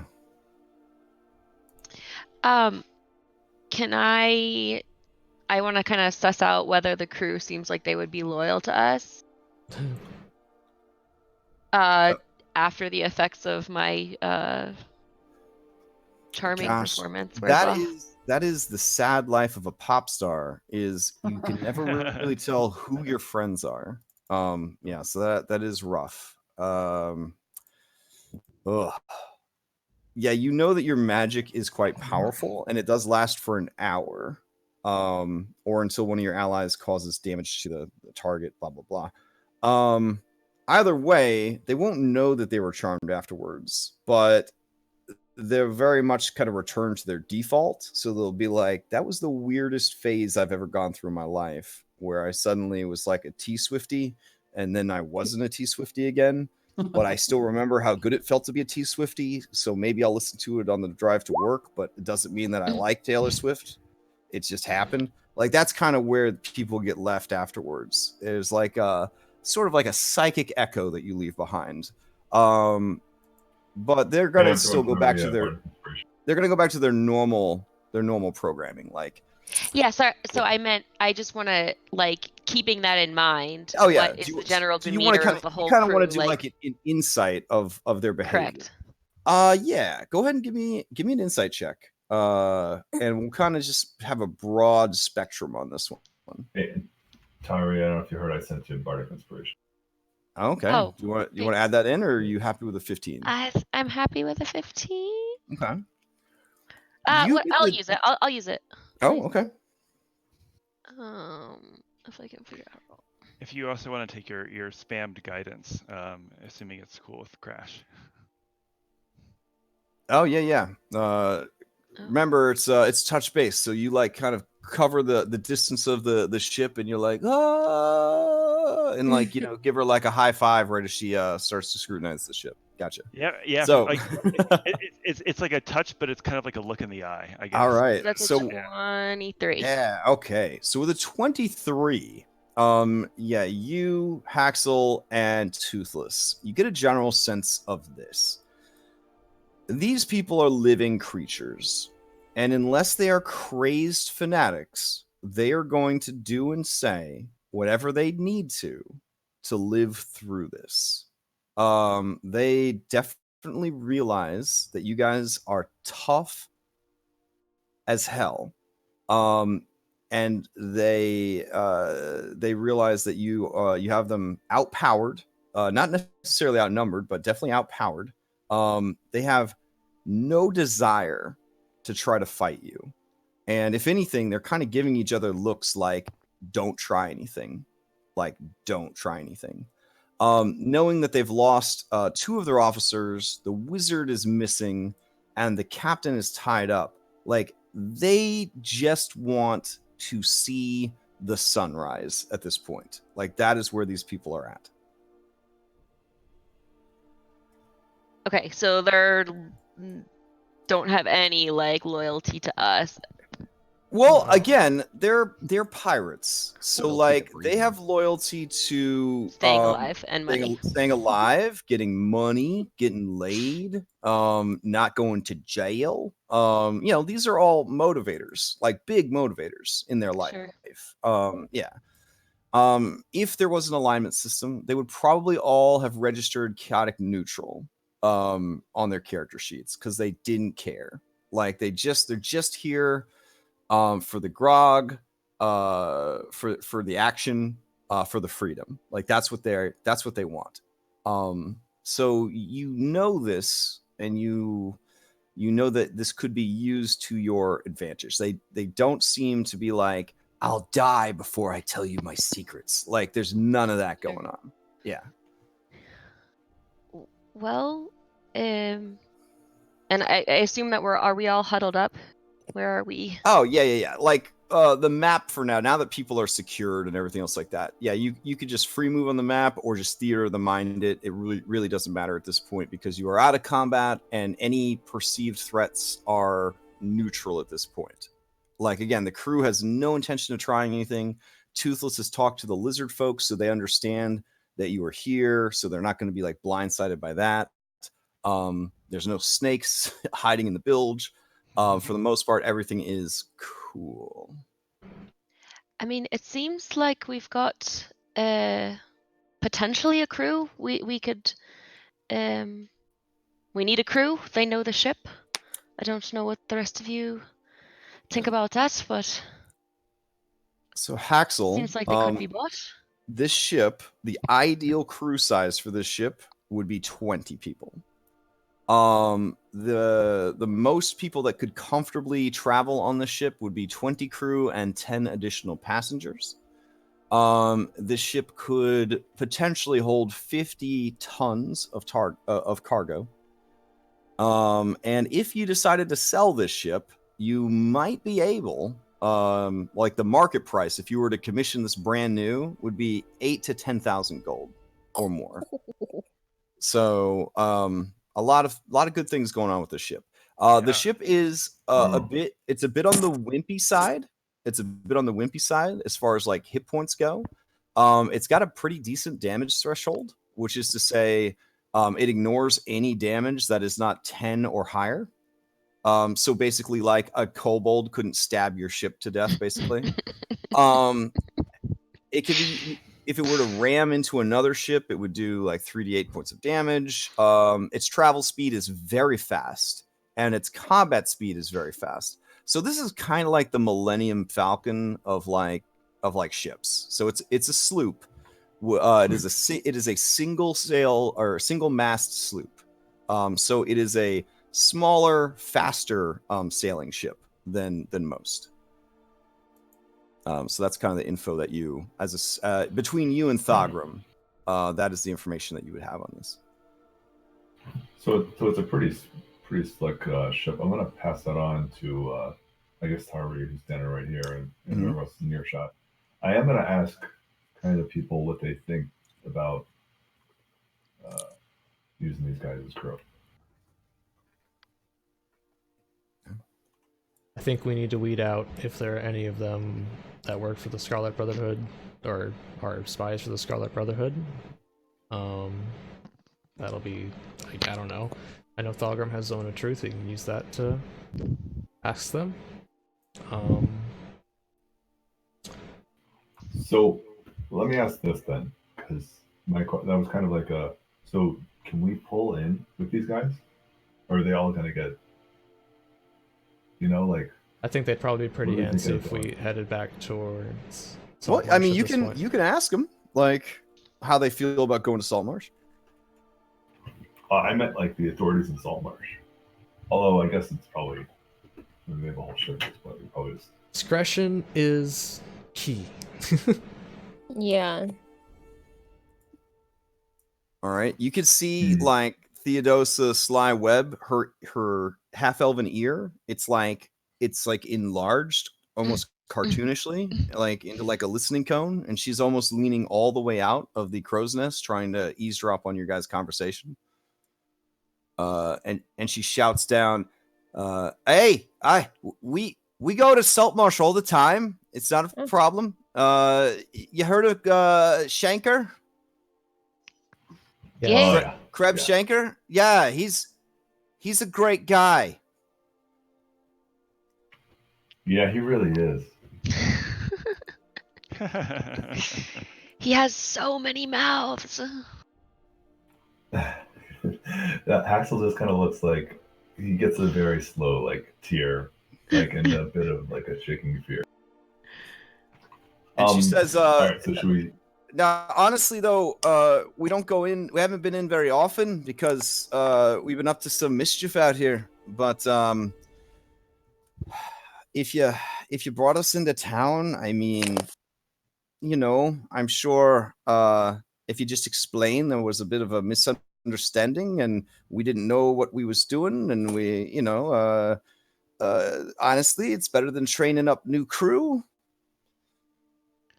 But also, we have information. Good point. She calls down to the others. Maybe I should just I'll stay up here in case there's anything to see. We have information that we could trade you. Bare minimum, we want to be guaranteed our lives, whether that's all of us stuffed into this here jolly boat and set adrift in the middle of the Great Sea, or brought back to the shoreline and set free on the Sword Coast, or offered jobs on your new ship there, Captain. But that's what we'd like to hear. And she kind of looks nervously at the other crew, and they all kind of nod solemnly. I'll at least guarantee you your life, but what's in this ship? We haven't had a chance to fully explore it. What should we expect to find? And what's the information you were planning on trading us? You'll need to be truthful here. Okay. And if you're not, well, then you might find yourself in the sea. So this dwarf that looks a lot like this other dwarf, because they're thunder twins. Yeah, it's actually a thing. He looks over at his bro, and he says, Listen, there's a lot of smuggled goods below deck. Easily 1,000 dragons or more if you could find the right buyer. We've been laundering these goods for the Scarlet Brotherhood for months now, up and down the Sword Coast. I could definitely tell you some of the better places to try to offload them goods, and you could make quite a profit off of them. And only goods and no slaves or people if we find anyone below. Well... And you see Foxy Richmond kind of giving him a hard look, and he's looking kind of nervous. And then Richmond's giving him a hard look, and he's starting to sweat like that Keen and Peele gif. And Richmond's giving him like a harder look. And he's like, well, I mean, there's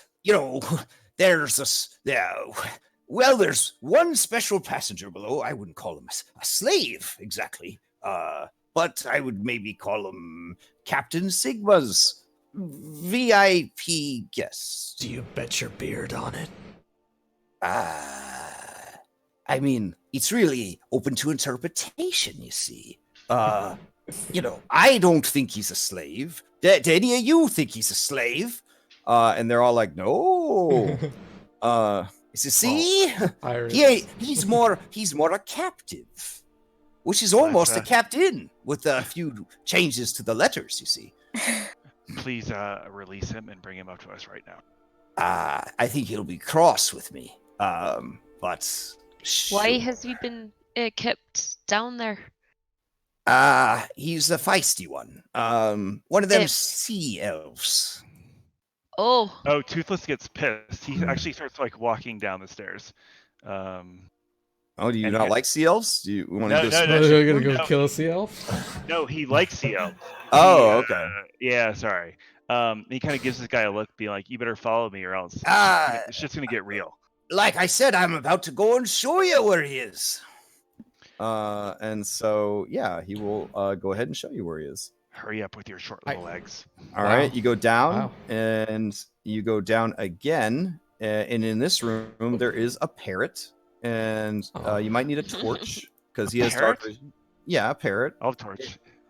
A parrot is an exotic bird from the Southland. You now know how to turn into one. So there's that. Let's see. What is the parrot's name? Parrot. Well, he can't turn into it, but he knows how, if that makes sense. Like, he writes it down in his Pokédex. Let's see. The parrots. All right. So you come down and the parrot wakes up and it says, "Pieces of 8, cup of the bird." Nothing to see here. Nothing to see here. Toothless beckons the parrot onto his shoulder. And you see that you are in a cabin with a plain wooden table, which used to have a pewter flagon and pewter mug on it, but they are all over the floor now.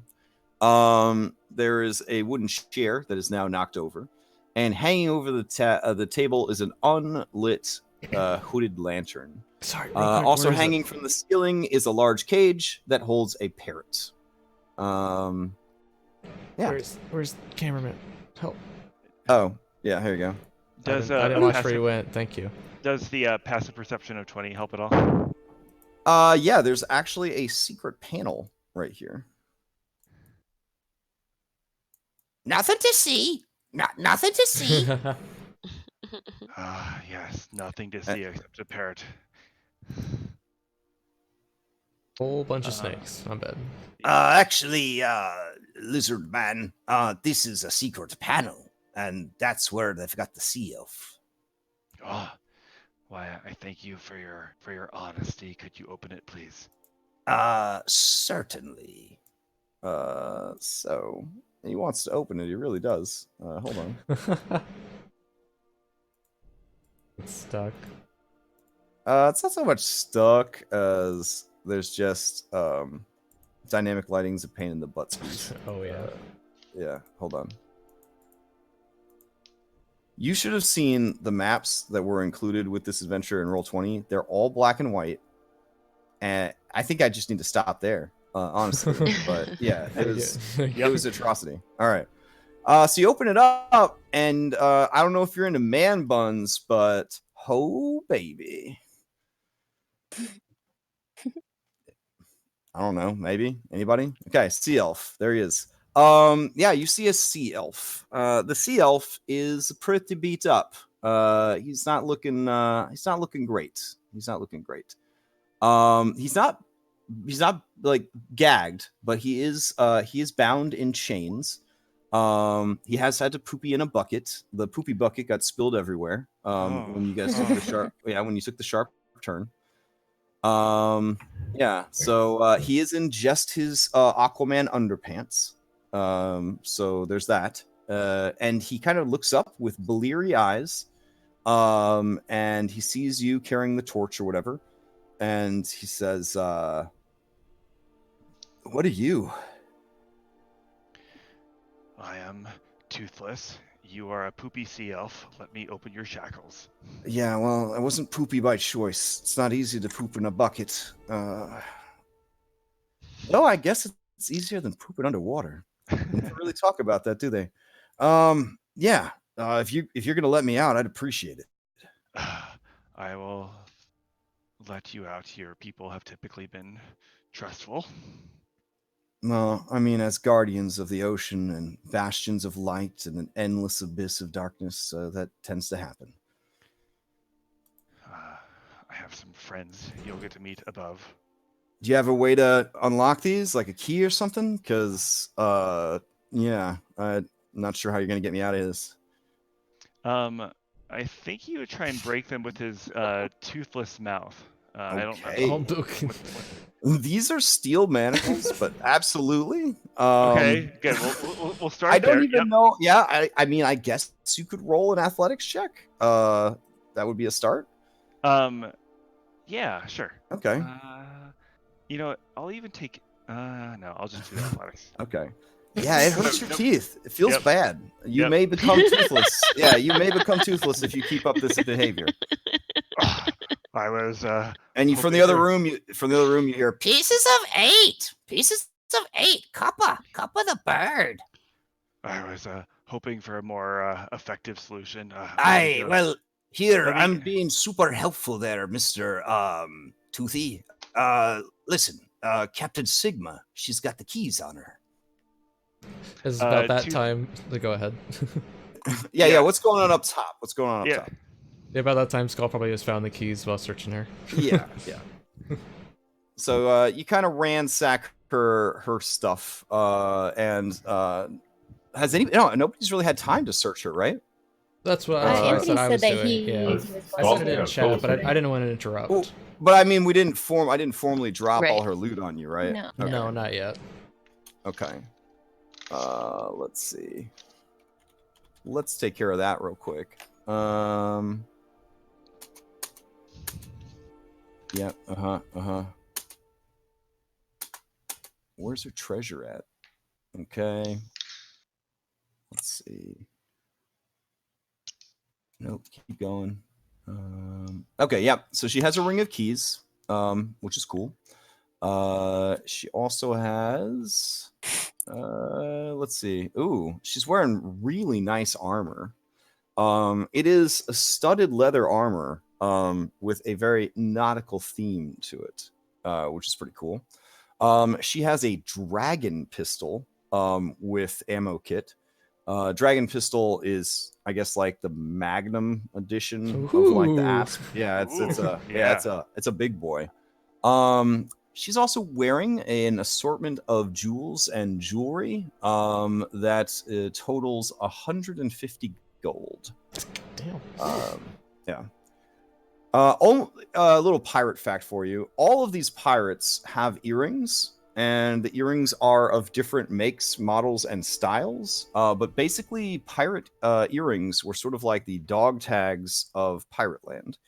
And what you would often do is you would melt down like your excess gold into a bigger, chunkier earring, and often inscribe on those earrings like your info. And then if you had like a will and testament, as short as it might be, you might include that kind of etched into the earring. So basically, if you were lost at sea and found, or if you just died in a battle and somebody, found you, there's a certain amount of like honor among thieves sort of thing, maybe, that they would say, oh, this goes to his, his ship husband, and then, that kind of thing. So yeah, that was kind of where they would kind of keep their wealth and their identity, basically their ear wallet, as it were. So yeah, if you're wondering about pirate loot, for the most part, that's where they kept their longer term savings. That's real cool. Yeah, their chunky earrings. So I thought that was kind of a neat thing. And so I learned a lot about pirates that I did not know, prepping for this and Skull and Shackles. All right, so she also has a very nice rapier. It does not seem to be magical, but she does have that. Let's see, what else does she have on her? Oh, I'm sorry, it's not a rapier. It is a longsword. So it is actually a straight up more traditional longsword. It has more of an elven look to it, so it's very like slender, elegant blade. But it is in fact that. And let's see, the gun that she has is the serpent, not the dragon. My bad. So the serpent is a range 30/90, does 1d10 damage on a hit. Wow. It is a ballistic weapon. Wow. She's also got that armor that I mentioned, that studded armor. The weapons I've already been talked about, and the jewelry and the keys. I think that is everything that she had on her. Okay. Yeah. Sorry, the adventure kind of has like her stuff in 3 different sections, which is annoying. Like one of the things I like about Pathfinder. Cabin. Yeah, one of the things about Pathfinder that was nice is it just sort of put everything in like the stat block of the thing. All right. Anyways, so that's that. While Skull is doing that, and Toothless is down below, what is everybody else doing? Haxel, you're still kind of taking care of the crew. I think at this point, you and Tari are heading towards the end of that hour for Disguise Self. Is also probably something to think about. Probably got about 15 minutes left on that. Okay, I'll just drop it. Okay. Yeah, same. Okay. I'll play like a little fanfare on my panpipes. Oh, all right. As you disappear, you can see that Kip Phantasm Claire is confused. But when your true form appears, he seems even more delighted. I wink at him. Like he was willing to go all in for Hobgoblin, and now he sees that you are like a half elf or whatever. He is so in love. He's ready for marriage, kids, whatever you need, like the whole deal. My dude's been at So sea a long time. yeah, couple of weeks, jeez. All right, so all that's going on. What else do we got? Anybody, Illyria and Spencer, do you have anything? Thogrum? Like, what is the plan here, guys? Do you want to I'm in wait the till corner Toothless brings having- the... Oh, sorry. Oh, sorry. I'm in the corner having a conversation with Spencer about Okay. stranger danger Okay. and not walking off with Yeah. people. Go ahead and give me an animal handling check.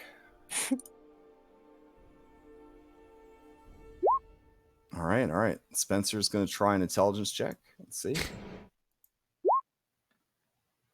All right. He definitely seems to kind of understand that he needs to be more he needs to be more discerning about who he wanders off with.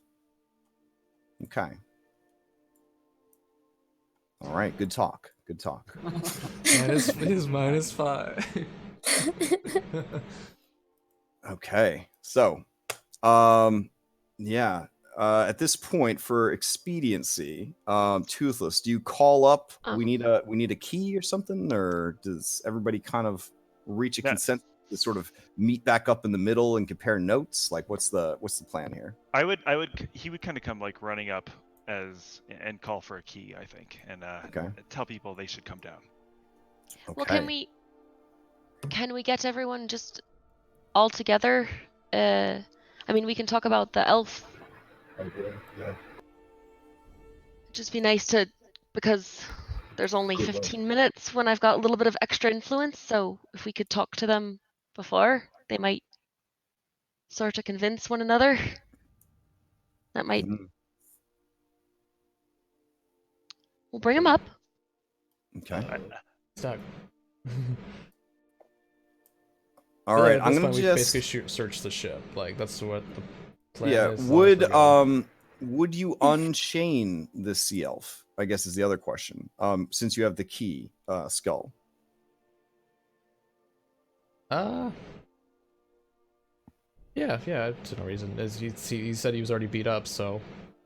Yeah, not much he could do. Beat up. He has no weapons. He's in his underpants. Yeah, like. Yeah. And he's poopy. I think he might be our friend. Why don't we chat with him? All right, I'm gonna bring these guys upstairs. Also, Toothless, I should have mentioned something to you earlier, because you have such a good passive perception. So I'm just gonna whisper it to you.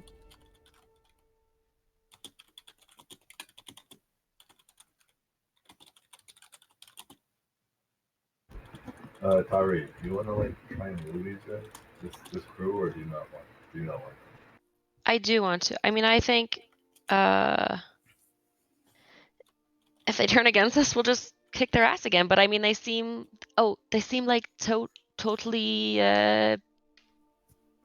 competent crew, and we need a crew, and I'm all for 5th and 18th chances. So yeah, shall we put it to a vote to see if they'd like to crew for us for the time being, in exchange for their lives and monetary reimbursement to be decided upon later. Yeah, I agree with that. And I'll when you're ready, I'll toss it bardic inspiration. Okay, cool.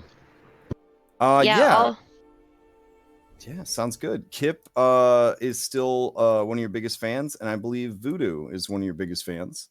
So with them endorsing you, maybe against their will, but who's to say? Magic. Yeah, you could definitely sort of put that forward to the crew.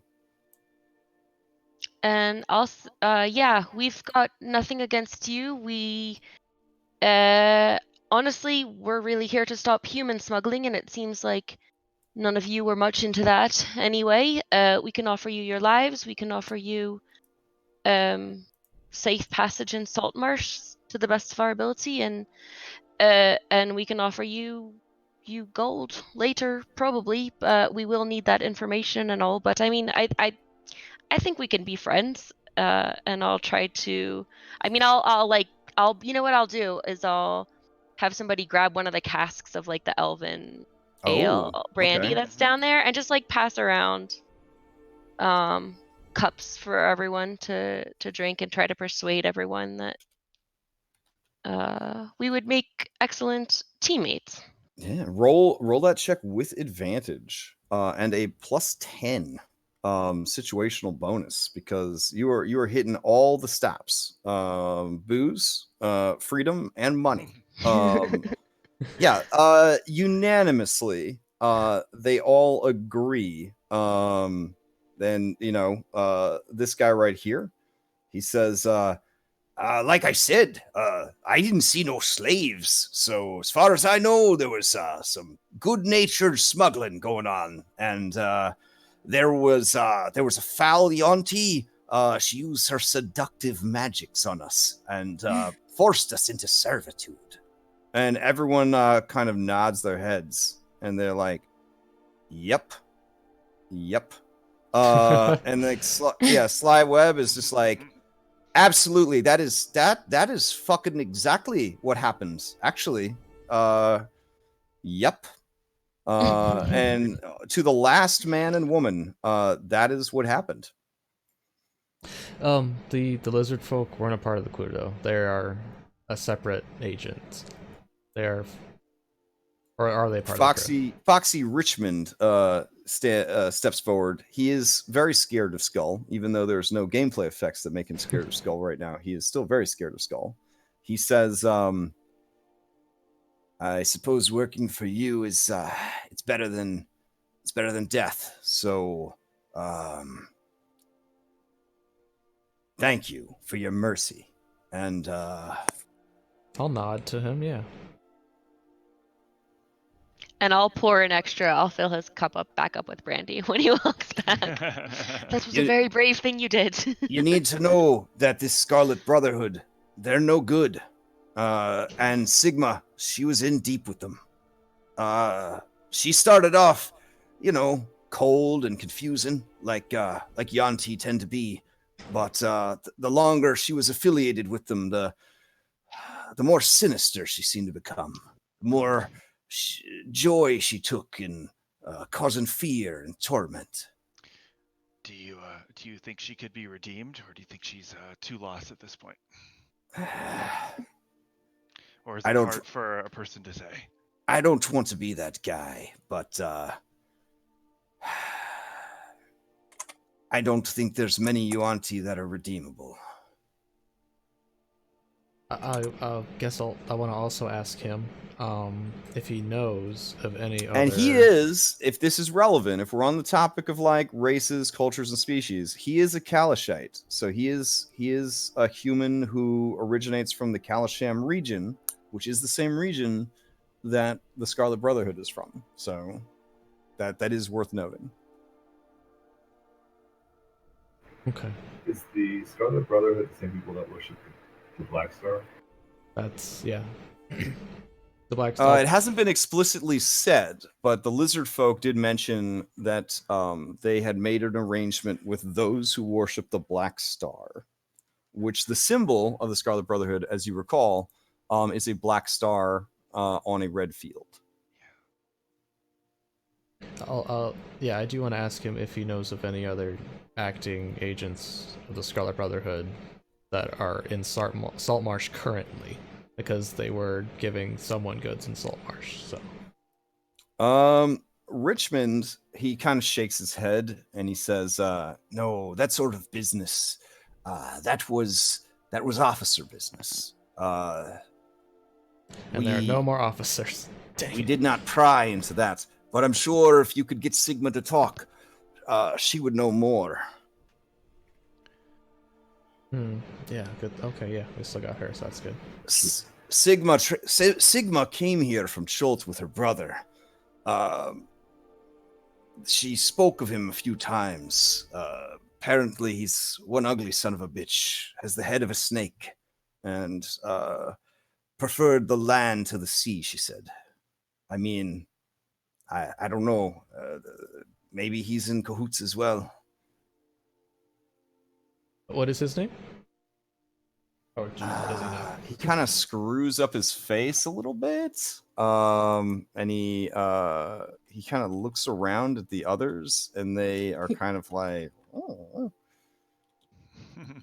yeah.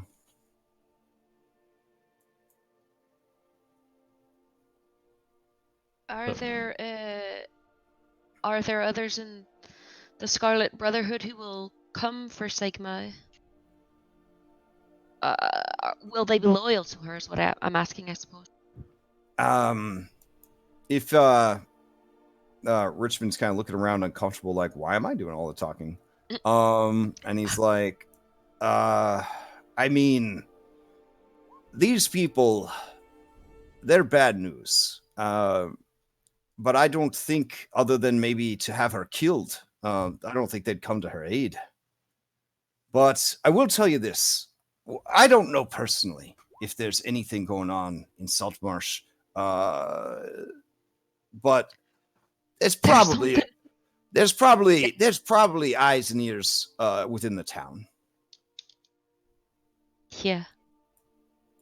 It's sketchy as fuck. This group, the Scarlet Brotherhood, they're trying their best to gain power as quickly as they can. And from what I could tell, that's by causing strife and conflict between the locals. I think Toothless at this point would kind of like wander over to the elf, if that's cool with people. Yeah. I mean, it's cool. It's cool with the elf. You saved him.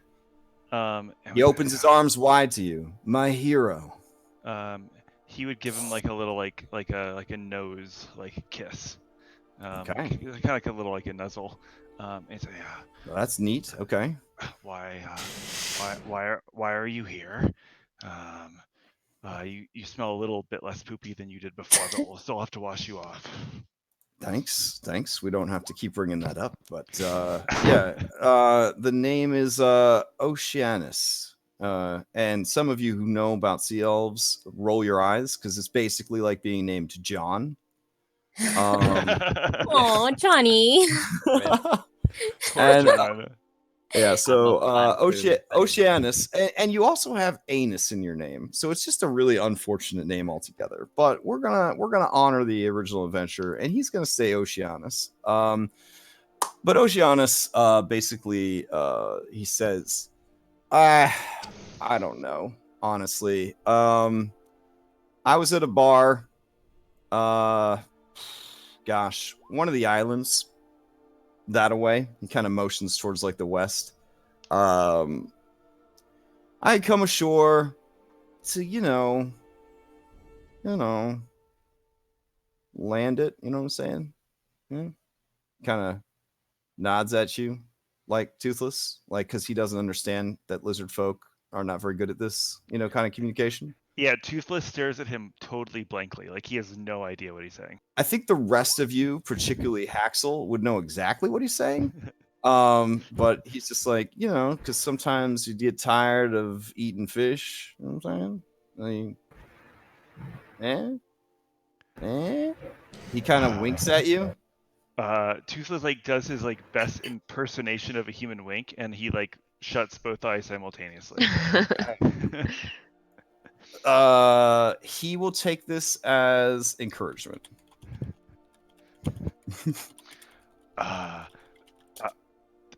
That actually makes no sense to me. Oh, wow. So just to clarify, did you close all 3 of your eyelids? Yes. Okay, cool. All right. Because crocodiles have 3 eyelids, so I just want to make sure, Because you have that one transparent one that you can use swim goggles. So that's why I was... all right. Yeah. So you just activate all eye parts at once, and he worries that maybe you're having a stroke. But then he takes it to mean that you understand him, and he says, good. We're on the same page.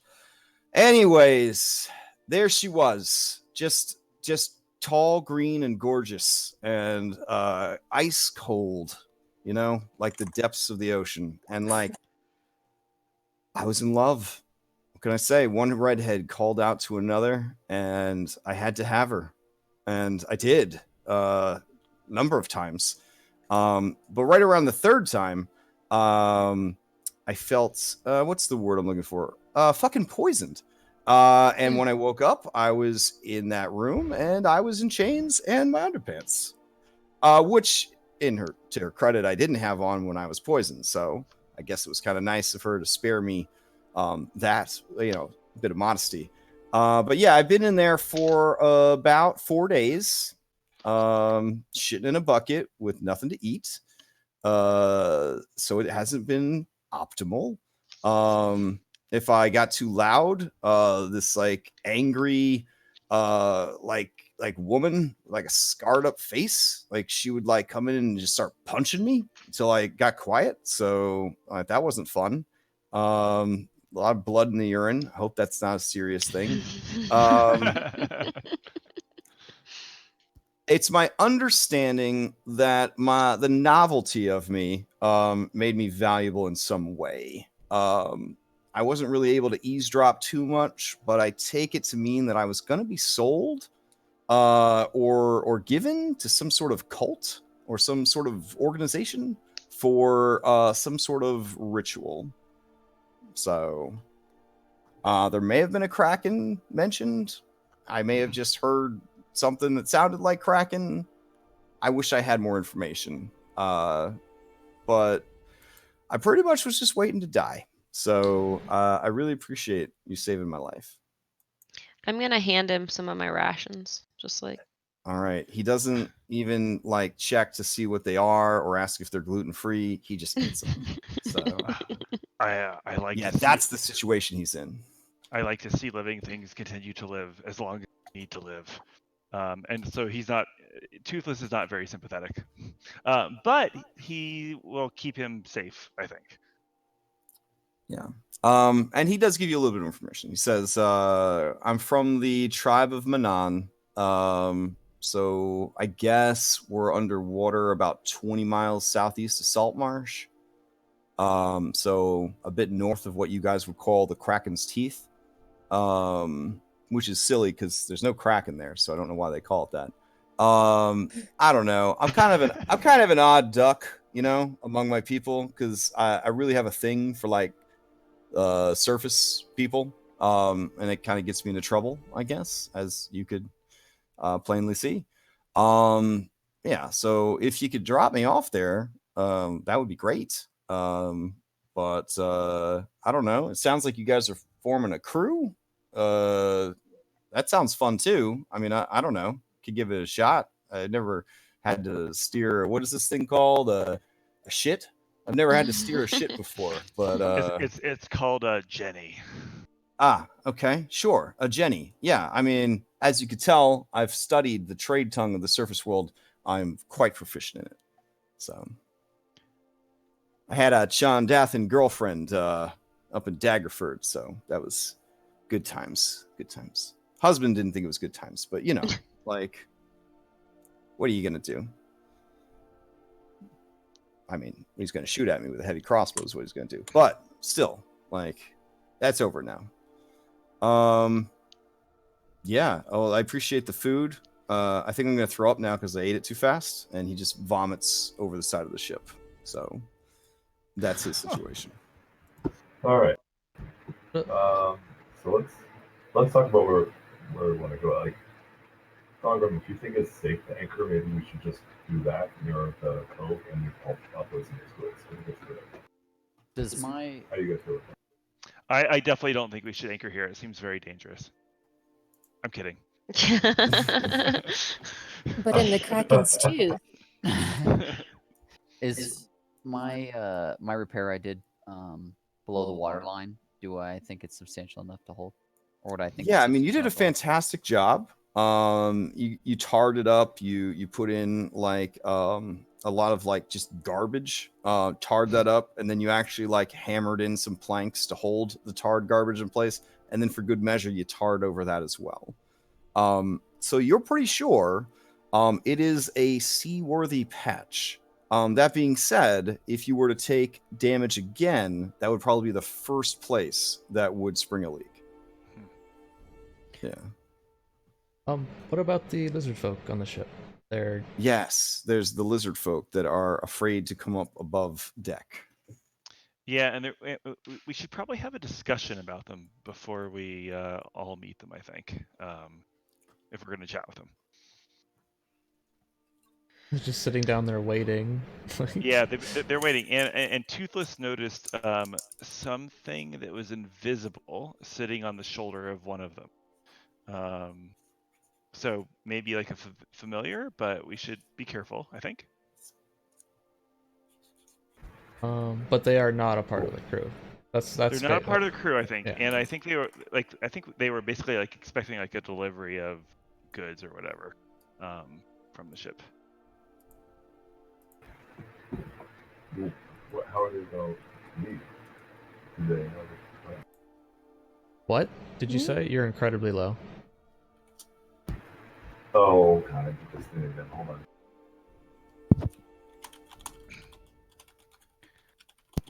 All right. Well, how are they going to leave the original? Were we going to drop them off? Were they going to get dropped off somewhere? I'll ask the crew where we picked them up from, where they came from. The crew? Oh yeah. Ask Sorry. the crew where the lizard folk came from. Yeah. Oh, north of Saltmarsh is what they tell you. They were picked up north of Saltmarsh. Like literally, like they met them like at the coast of the fens, basically the marshy area, and came aboard. Why they're this far south is unknown, but that is where they were picked up.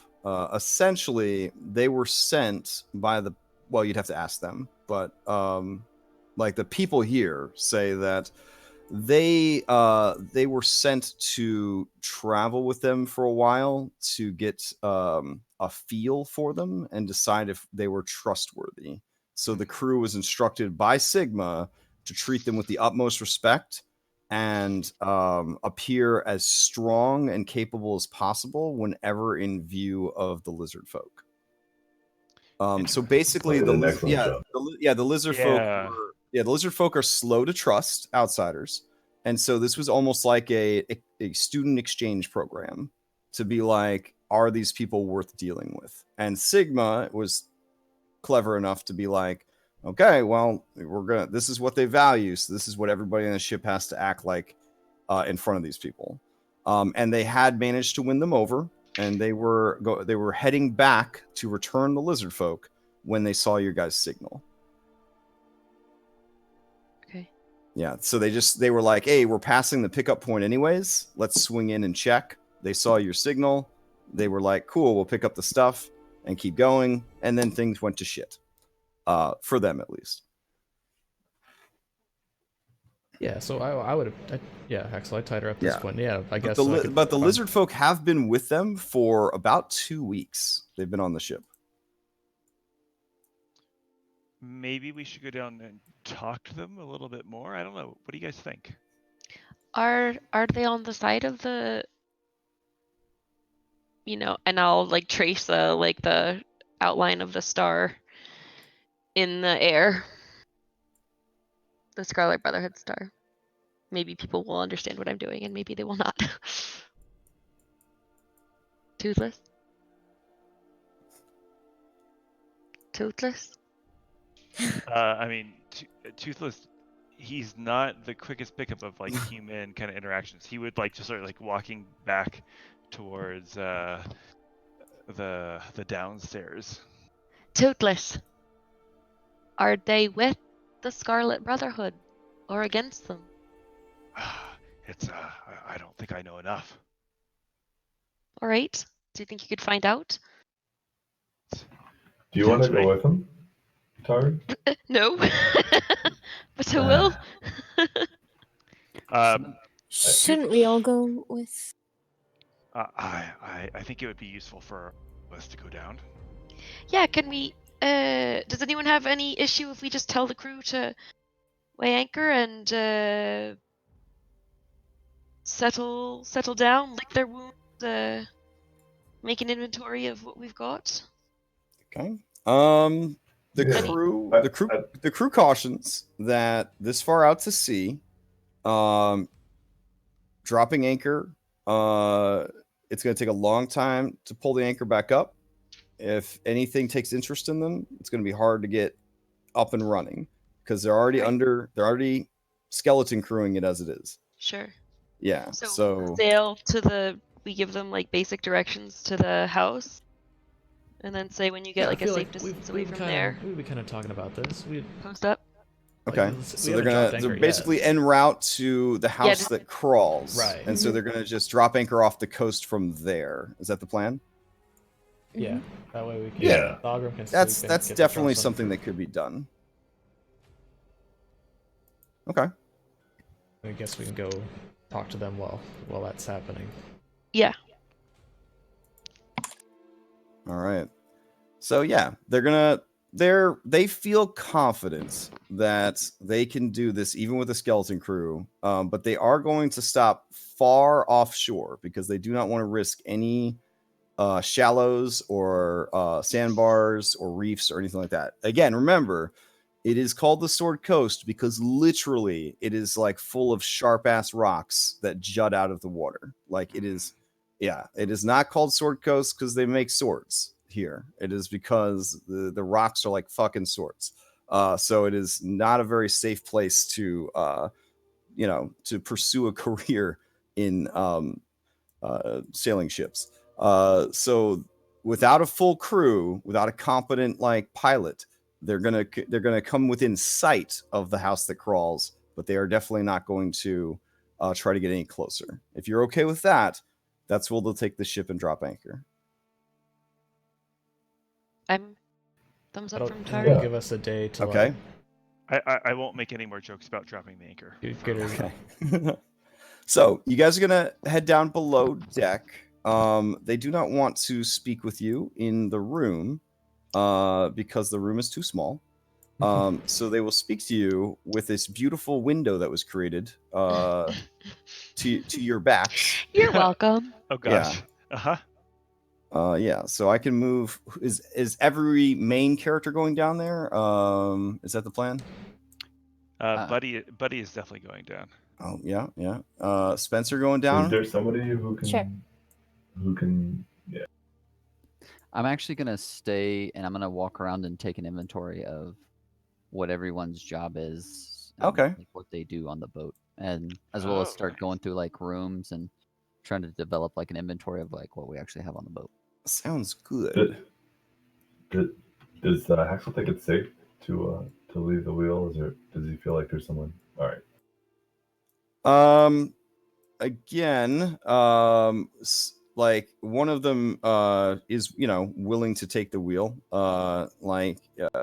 Phantasm Claire will take the wheel in your absence. Honestly, in open water, it's very much just like, are we going in the right direction? Yay! Like you only really need to get stressed about it when it's like there's rocks, there's other ships, there's like reefs to avoid, that kind of stuff. But that's why they got more relaxed when you got into open water, because at that point anybody could probably steer the ship, because it very much is like what are we going to crash into kind of thing.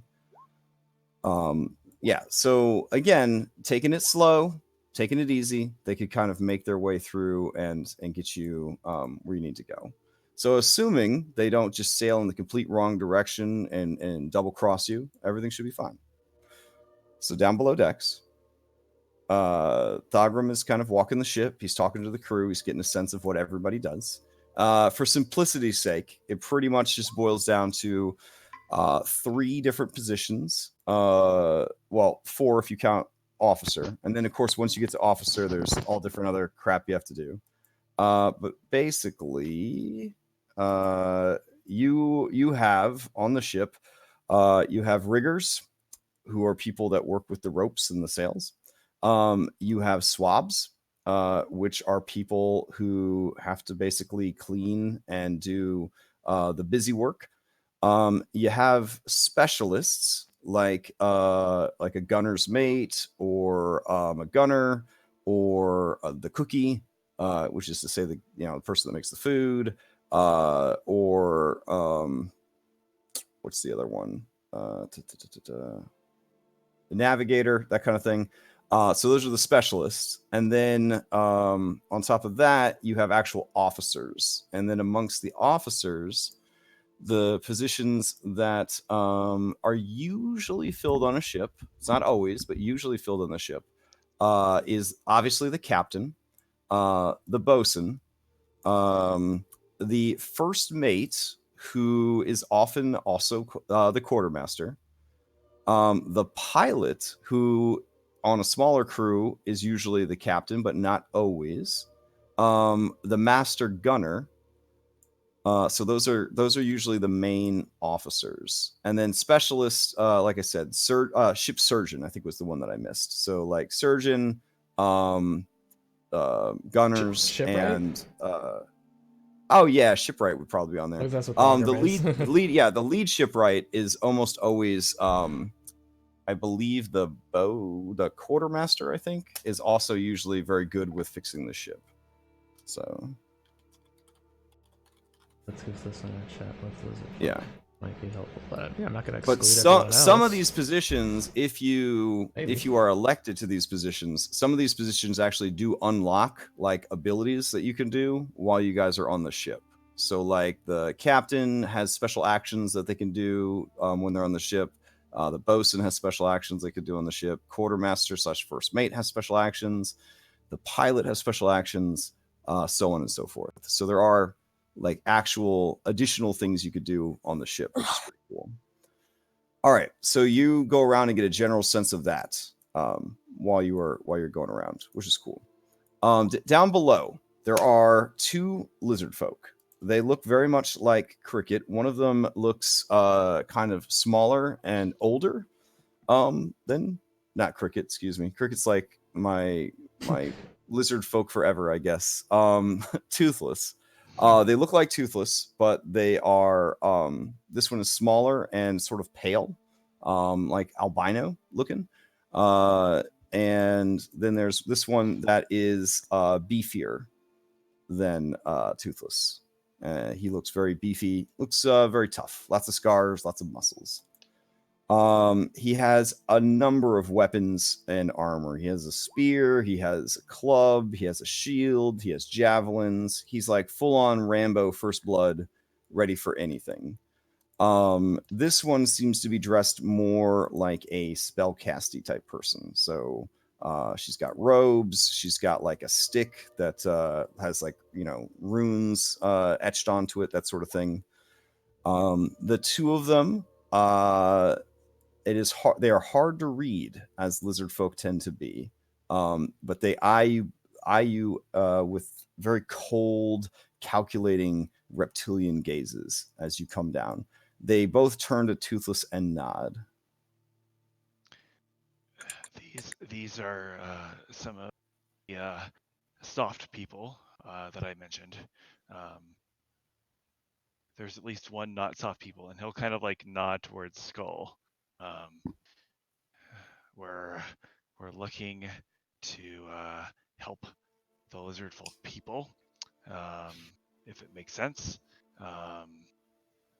And then I think while he's kind of chatting, he's like trying to buy a little bit of time. He'll like try and figure out what he saw earlier, Crash. That you No. With your passive perception, there is a cat-sized invisible creature that is perched on her shoulder. On Juko's shoulder. Okay. So and you definitely feel that it is looking at you and has noticed you. And you hear a thought in your head. It is just sort of a feeling, but it basically says, "No harm, Scaled One. Peace." If I feel like I can send the same thought back, I will. Okay.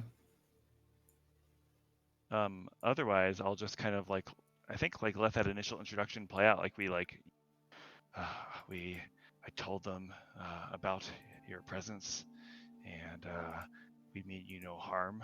I will It's ensure just that in you. Draconic you're having this conversation? Yeah. Okay, so Skull can understand, Yeah. but I don't know if anyone else speaks Draconic. But Yeah, if there's draconic going on, I'll just go back up and help. okay. Thogran. Yeah, but as you're I- explaining, she says, I am trained in the trade tongue of the softskins. I would like to speak with them in that manner to set them at ease. And while he's having the conversation, I'll just be Uh-huh. hanging back and just trying to suss out like their intention okay. and their body language. Like, I mean, Yeah. that might be at disadvantage given that I don't know a ton about lizard folk, but I have been spending time with From lizards, the so. time you spent with Toothless, you realize that these are a people that take their time with things, and it's definitely relatable to an elf, I think, but maybe because you guys live so long. For the lizard folk, it's not so much that they live so long; it's just that they don't feel a need to hurry. Whereas like some of the softer skins with their faster metabolisms and all that are always hurry scurry. So they're having this nice long sloths in Zootopia style dialogue. It just feels like it's dragging on forever. And so she turns and says, Greetings, hail and well met. I am Juko of the Sariel tribe. I understand that you are allies with this one. A brave move on your part, for his people are savage.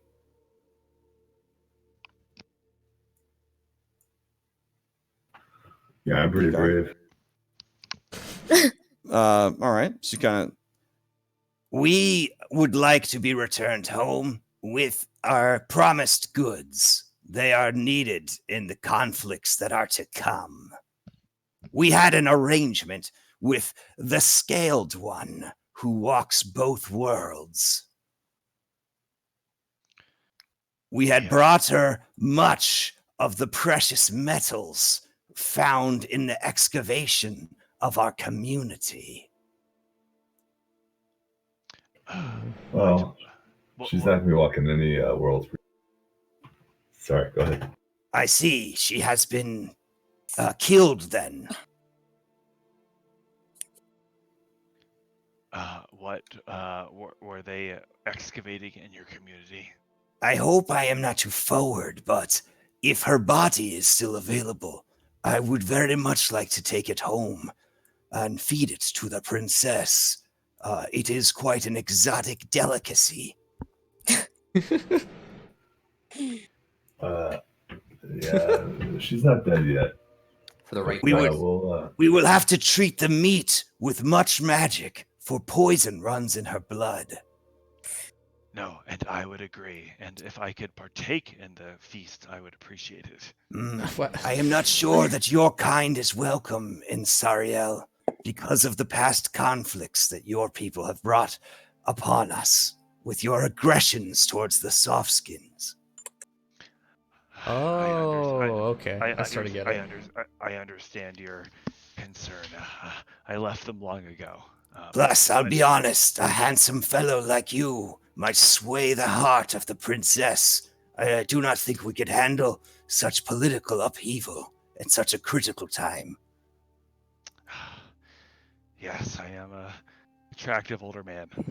this guy kind of shrugs like it's true. It's true. True. Is cool. the princess to be married or something? What's the critical? The princess always seeks strong and clever mates for her eggs. And this time is critical in particular because? We ready for war. This is perhaps not a problem for you, soft skins. It is a problem for my people. Could you tell us more about a problem between any sentient folk is a problem for me. Do you know of the Sahaugen, the sea devils? No, tell me. They are shark men from the deeps. Deep in the ocean, they hunt, they kill. But now they seek our swamps. They kill our scouts. They kill our hunters. They take whatever they can. They kill whatever they can. We fight back against them, but their scales are strong. Their magics are powerful. But hope came to us in the form of softskins bearing the mark of a black star. They promised to us great weapons of power that we could use to defend our lands. This is very good because we were afraid to approach the human anthill of Saltmarsh and ask for assistance. So to have them come to us was a great boon. The princess was unsure, but her advisor advised her to do just that. And as a compromise, myself and Decithru, we were sent to study these people and see if they were trustworthy sort. I feel that they are, and so I made the payment. We've received the goods and were en route to our home when you attacked. Yeah, and I'll let my face show like horror and like sympathy at the idea that their scouts are being killed and that their like homelands are being invaded. And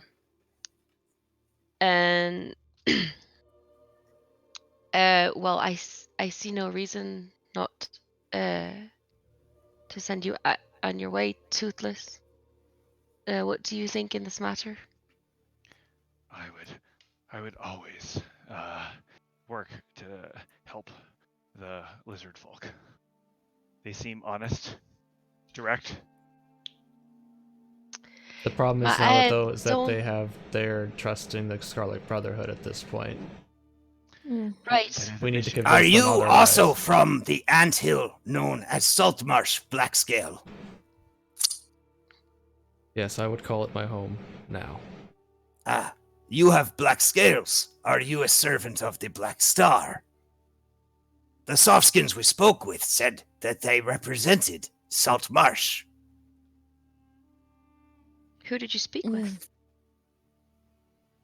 We spoke with she who walks both worlds, and there was another who walks both worlds, who had the head of a serpent. He maintains a force in the swamps, in an ancient sunken castle. That is where he operates from. He has many softskins, some covered in fur, that laugh for no reason. I'm so excited. This is getting better and better. Yeah, no, I'm terrified now. Man, okay.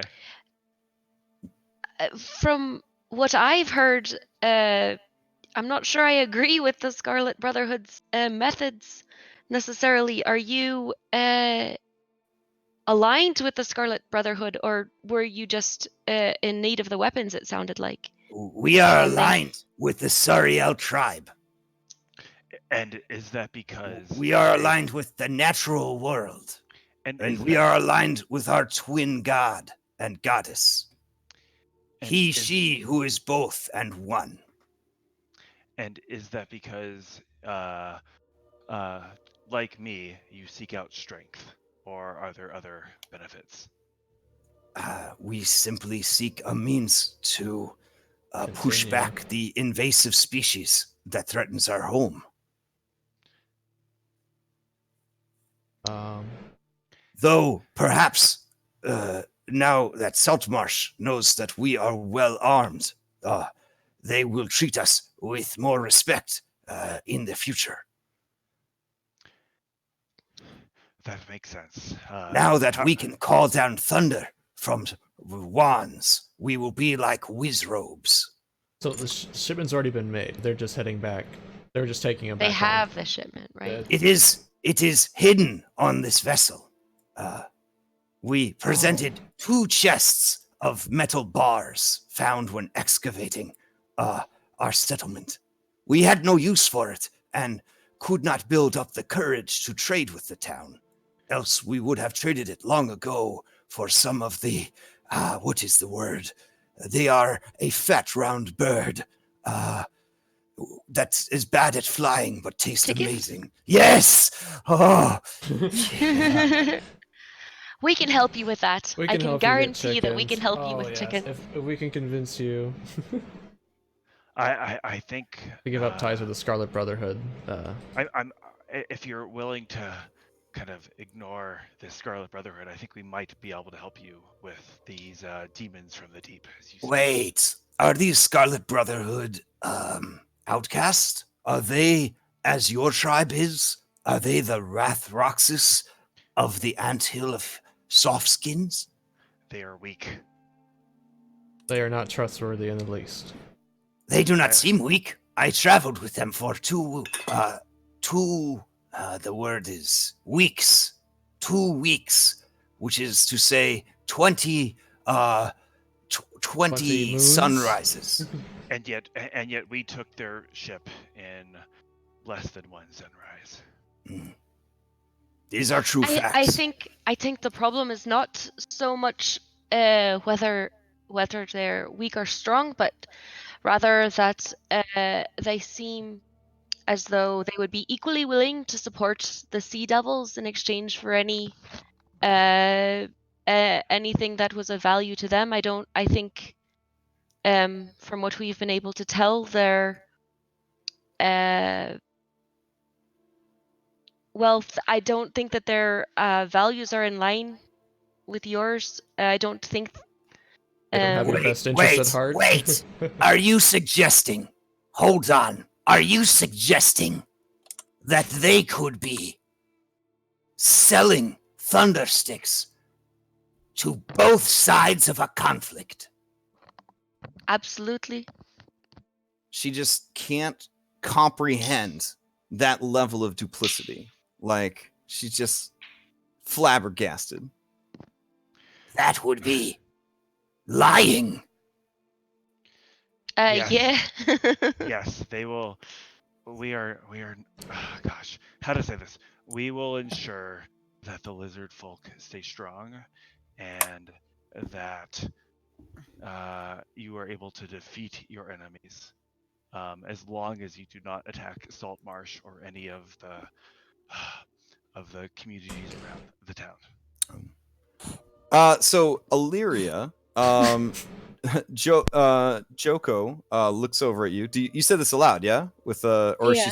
Well, I'm saying it to Toothless since Okay. he's No, she would say, We have no desire to this word eradicate. This is a large rodent. Eradicate. No, it means murder. It means eliminate completely. Yes. We will kill and eat as many as needed till they leave us alone. But we have no desire to swim to the bottom of the ocean and continue the conflict. That is very foolish. Yes, I do not want to see. Everything has their place. Our place are the swamps. Their place is the ocean. What he And said. Chicken's place is in town, but I think we can make an exception in your case. Yes, chicken. Perhaps we could drop you off and then stop by in a bit with some chickens for your princess. That would be delightful. And This is perhaps a word that means to bring light to one's heart. yes, it's a lovely word, isn't it? But not literally. It would be very difficult to put light on someone's heart because you need to have line of sight to cast a light spell. And unless you ripped their heart out from their chest, you could not bring light to it. And if you were to put a torch down their throat to try to light their heart, it would be extinguished by their insides. Do you And see all- how this phrase is misleading, but also very Appropriate. colorful? I'll just, in response, I'll just play my pan flute, and I'll try to play like the sound that the wind makes in like the reeds Okay. at night, like on a peaceful evening. Ooh. Yeah. All right. She seems to calm down a little bit. Your language is very exciting and confusing, so you have to understand. Yeah. For sure. The common tongue has like 60 different words for wiener. You know what I'm saying? Like that's how complicated it is. Like their language has one, you know, like, and then they're done. One and done. That's the rule for their language. One and done. You get one word. That's it. There's no extra words. Synonyms, not going to happen. So they keep it very simple. They have for 10 million years. I just want to walk around like below deck with like a piece of paper, like looking at everything. And Yeah, just yeah. ignoring everything that's going on. Let me give you And, like, a real annotating what's- quick, let me give you a real quick once over this ship. Is everybody okay with this? So I give them a real quick once over. Yeah, sure. Okay, all right. So you want a guided tour? We'll do a guided tour of the ship. I think at this point I could just turn on global lighting. Let me do that. So that'll speed things up a little Was bit. this like represent us searching through the ship too, like after, or just through him? Yeah, let me see. That should work, right? Everybody still respects dynamic lighting. I just don't have to worry about you having a torch or not. Okay. All right, so let me give you a tour. Area 1 is the main deck up here. So on the main deck, there is a single mast. Pretty cool. There's it goes 60 feet up to the crow's nest. Real quick, Crash. I'm sorry. So everything turned completely black for me. Like can't see. Oh, anything really? now. Yeah. The whole map turned black? Maybe if he's gonna be doing this, can you give me sight through his mini just so I can show people in the video? Well, I mean, does anyone else have the map all black or? I can only see where we are. But I Yeah, just pan back up. Everything else is black now. Oh, weird. Okay, let me see if I turn that off. Can you see now?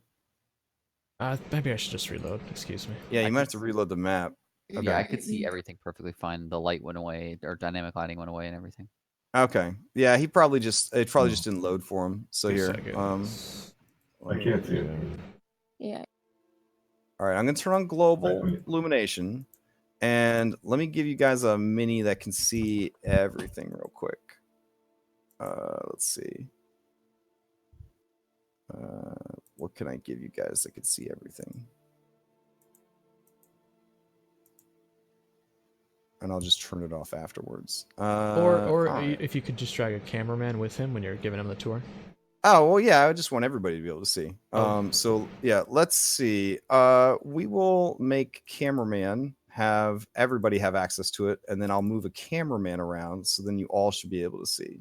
That seems like a good solution. Awesome. All right, there we go. All right. It's good that he's continuing to find work. All right. So up here, this is the main deck. There we Schwabam. go. Can everybody see now? Are we Yep. good? Okay. Yeah, so single mast, 60 feet up. There's the crow's nest. Let's see, 1, 2, 3, 4, 5 sets of rigging are used to control the sails. So pretty complicated stuff. Let's see. I think it might actually be more than 5. 2, 4, 6. Yeah, 7. Sorry, 7 different areas are used to control the sails, so it's pretty complicated. Then we've got the forecastle, which is up here. There are 2 ballista there, and there is the controls for the anchor and the anchor chain, as you can clearly see, because this is a dope-ass map. Oh. All right, so back on the other side is the teehee poop deck, and the poop deck is raised up about 6 feet from the deck. And let's see. Yeah, there's a manual control for the rudder, as well as the ship's wheel, which is pretty cool, and 2 more ballista. Keep in mind that as dope as cannons and guns are, and they do exist in Forgotten Realms, they are not legal. So a lot of times you're just going to see ballista and magic and stuff like that. The closer you get to Lantan and the more nefarious people you start dealing with, the more likely you are to encounter that sort of stuff. So it's just one of those things to kind of keep in mind. If you guys start to acquire those things, and they are very expensive, you just want to make sure that the ports that you call home, you are very friendly with, winky winky face, to make sure that they don't inspect your ship and find stuff they shouldn't. Basically throw tarps over that shit and be like, yeah, they're just ballistas or trebuchets. Put a tarp, yeah. put a whale on it. We're good. Yeah, you don't need to look at those. All right, so that's the top of the ship. Down below, there is where'd you go, cameraman? There he is. All right, down below there is the ship's galley stores. So from iron hooks, there are sausages, hams, hunks of meat, barrels of fresh water, barrels of salt, blah blah blah blah blah, flour for making hardtack, all that deliciousness. Next to that is the kitchen. Oh my gosh, I think I killed the cameraman. There we go. So the kitchen's right there. Good stuff. Over here is the ship's stores. This is where the tar, the wooden mallets, saws, carpenter tools, hammers, nails, all that stuff that you would need to take care of the ship. Extra rope, dried tar, all that good stuff is here. So this is where you would go to get your repair stuff for the ship. Okay, then we go over to area 6, which is the ship's galley, which I already showed you was the kitchen right there. Area 7 is essentially the guest quarters. Distinct odor of this room reminds you of a marsh or swamp. Very reptilian smell. There are hammocks. There is lanterns. There is a small chest or box of some sort underneath one of the hammocks. And there are some extra weapons in the room as well. So that's what's going on in there. Let's see. Area 8 is over here. So area 8 is the Wizrobe's quarters. Oh my. So this is a pretty damn nice room. It's got a nice bed, it's got a table, chairs, chest, all that good stuff. Looks like there's probably going to be some good stuff in that room. Let's see. Over here, we've got the captain's quarters. This is extremely clean. All the furniture is in good repair. Single bunk, linen bed. Has its head against the bulkhead running along the center of the ship. There's a writing desk. Let's see. And there's a padded leather couch. Ooh la la, an owl skin rug. And looks like there is a large metal box underneath the couch, sort of tucked in there. And there's more of these hooded lanterns because, I guess people need to see and stuff. So that's what's going on in there. And then going further down below deck, let's see. Here is the mess hall and the crew area. That's right. Those two, the Wizrobe and the captain, got their own freaking like hotel suites, and then literally everyone else has to sleep in like these double-decker hammocks and eat in the same area. And just so you know, pirates really did not have any sense of privacy. So all the pirate love, all the pirate fighting, all the pirate eating, all the pirate, as you can see over here, bathroom breaks. They all just kind of happened out in the open in front of everybody. So it was very much like a just live your life, do your business situation. So that is the crew's quarters. Here is the hold, the cargo hold. Like I said, it can hold up to 50. The ship itself is strong enough to hold 50 tons of cargo.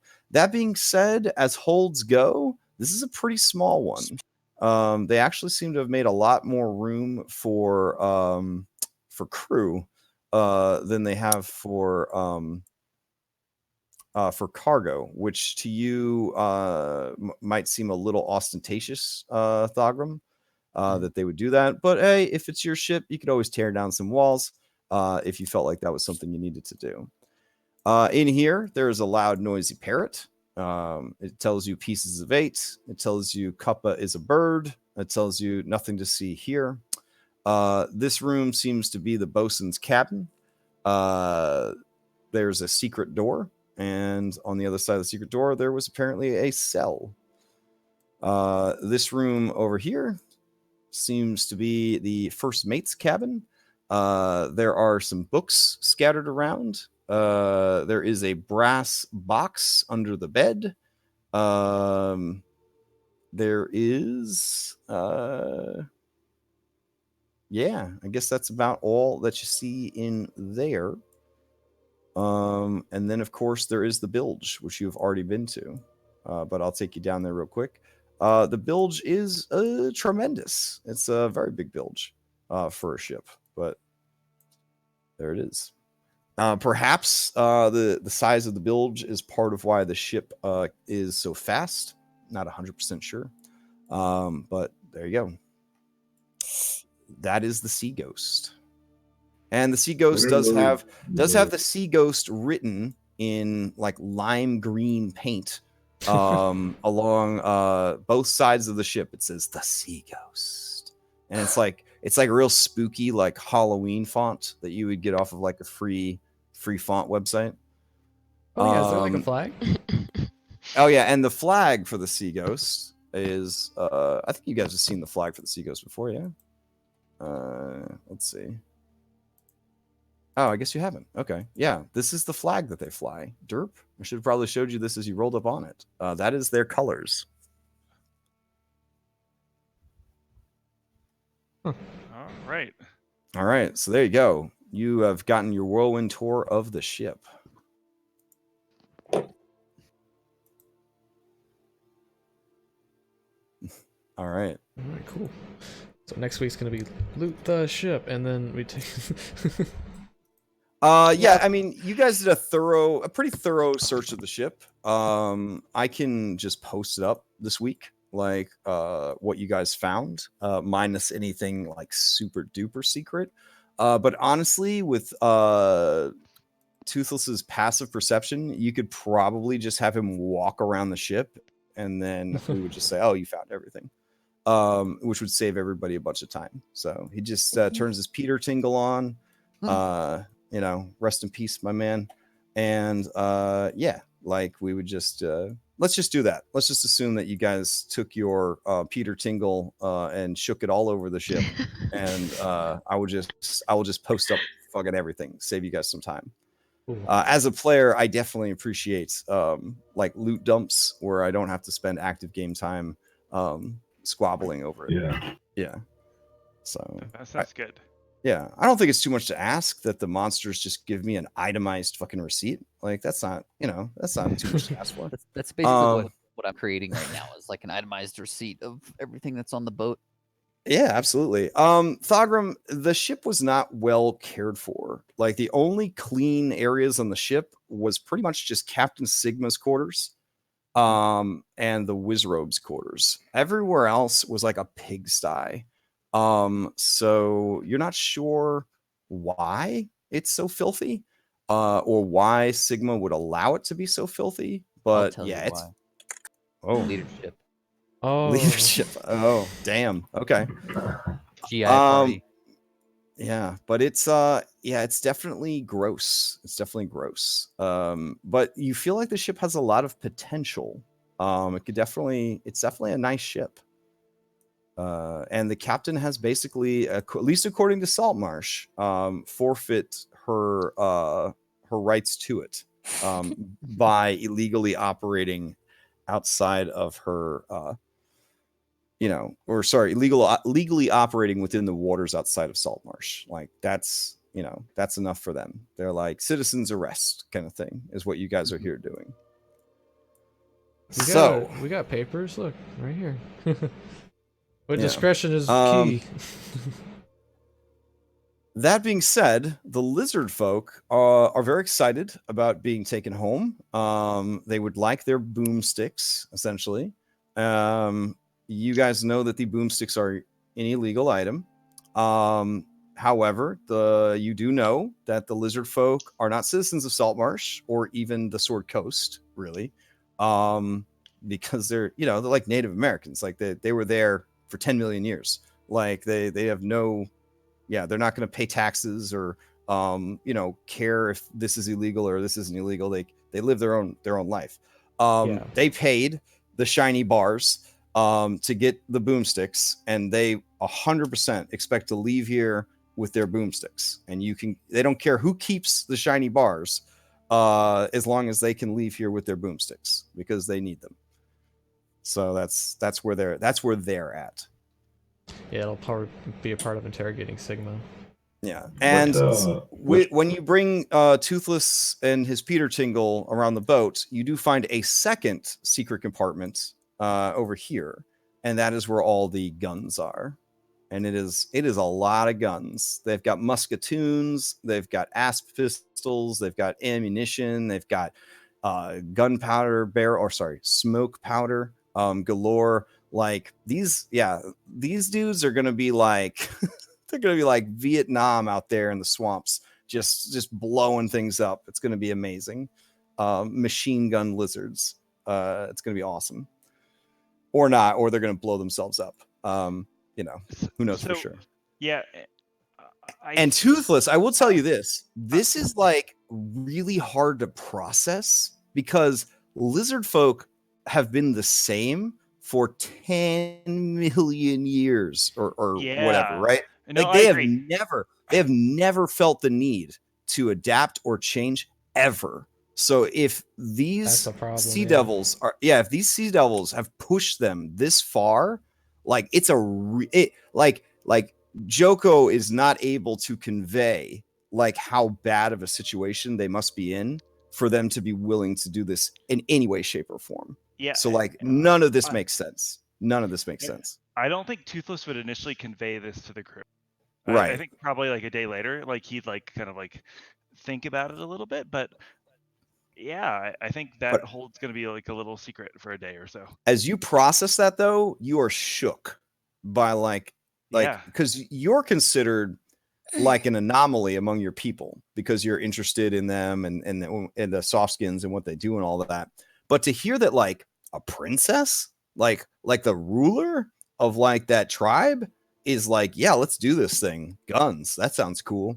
Like you're having trouble like connecting all the synapses that are necessary to like even comprehend that this could really be happening. This Joko must be on the crazy pills. Like there's no way this is really happening. But then you find the secret stash full of guns and she's like, yes, there they are. Our salvation. Man. And you're just like, what? Yep. I would agree. Okay. That's intense. Yep. Well, that was easy. Thankfully, nothing has gotten more complicated. Good. I'm glad we could close out some of those plot points that you guys were nibbling at and kind of refocus things. So yeah, Spencer looks at you. Yeah. Oh no, I'm talking to my real dog's name is Spencer. Oh, okay. Yeah. And now he's being Spencer naughty. feels disappointed. Oh, he thought you were talking to him. Well, Spencer could probably be doing something naughty and he's just eating a gun. Like no big deal. So, it's just got a loaded gun in his mouth. Oh yeah. There's no safeties. Spencer. All right. I'm sure it'll be fine. It'll come out the other end, hopefully, with nothing bad happening. All right. Well, does anyone have any any other questions before we adjourn? Do you want me to leave you on this page with the ship, or do you want to go back to the main menu for now, and I could just send you maybe screenshots of the ship? Like, what I probably should clean it up for you, get all the dead bodies and stuff off of it, and take a picture. Unless you're just going to try to sell it, because you could sell it for quite a bit of money. So that is something to consider. I vote for keeping it, All right. at least for the time being, for what that's worth. I like What else do you get to have a pirate ship in D&D? So Right? Mm. I mean, Yeah, I feel like almost that- always they just make you charter a ship. It's like never as cool as having a ship. So I mean, technically I'm a crew, but all right. So sorry it was a little roleplay heavy. If you do intend to keep the ship, let me share with you guys the ship combat thing. This consolidates everything from Saltmarsh with everything that we're using for Skull and Shackles. It is a lot of stuff. I do not want anybody to be like, well, I'm never going on a ship again. That's ridiculous. If you guys as a group are like, hey man, that is too heavy, that is totally cool. We can always dial it back and just be like, your boat goes this way, their boat goes that way. Like it does not have to be as complex as these rules make it sound. But basically this is as far as I'm willing to take ship combat. Does that make sense? Yeah, so like don't come at me with like a bunch of stuff off of the DM drive through or DM guild or whatever, or Unearthed Arcana from 2 years ago or anything like that. This is the furthest I'm willing to take ship combat, because beyond this it gets stupid complicated, and then we're not really even playing D&D anymore. This as it is still like a bit much, especially since you don't really get into ship combat all that much unless you guys just become like pirate hunters or actual pirates. So these rules are fun and everything, but they're not going to come into play on a weekly basis. So don't for a second feel like you have to commit this stuff to memory or anything else like that. Those of you who are interested, you can feel free to check them out. But for the most part, it's going to be like, hey, this is happening. And then I'll just say, these are some of the things you could do. And then you would just do them. So I don't want anybody to feel like they have to learn a whole nother rule set just to accommodate this. But they are there to spice things up a little bit. Because again, like Skull said, how often do you have a pirate ship in D&D? It's one of the draws of this campaign, is that it's on the water, that there are nautical adventures, that there are underwater adventures. So you are doing like different things than you would normally do in a traditional D&D game. So let me post that up. I'll just put it in. I'm going to put it in general for now, but I will pin it. So cool. All right. So as I'm winding that down, does anybody have any other questions for me while we're all here? I know it was a very role play night. I'm sorry. We could just murder one of the NPCs if you'd like to sate your bloodlust. Yeah, but no, I think you guys did. You're doing great. You really are. You basically already have a crew. So you don't even have to worry about hiring that many people when you get back to town.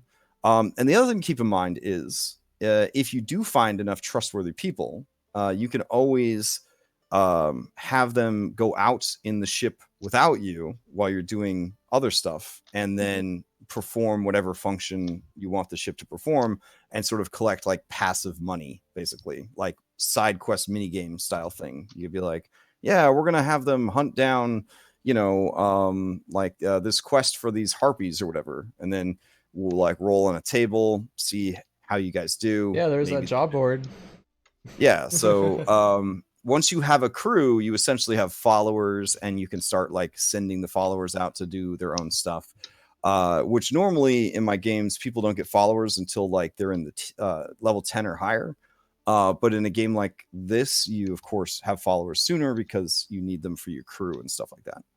So all cool stuff to keep track of. And if you are planning to keep those particular people, I will get you a crew roster written up this week, so that you can kind of see like at least what their names are, what their what their race is, if they Yeah. are a Yeah. total just basic bitch, or if they're maybe a slightly more powerful NPC, that kind of thing.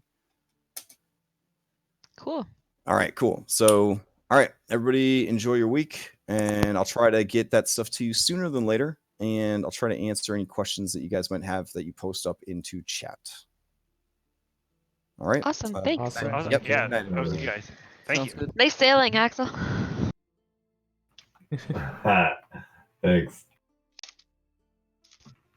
All right, night, guys. Good night. Good night. Later, man.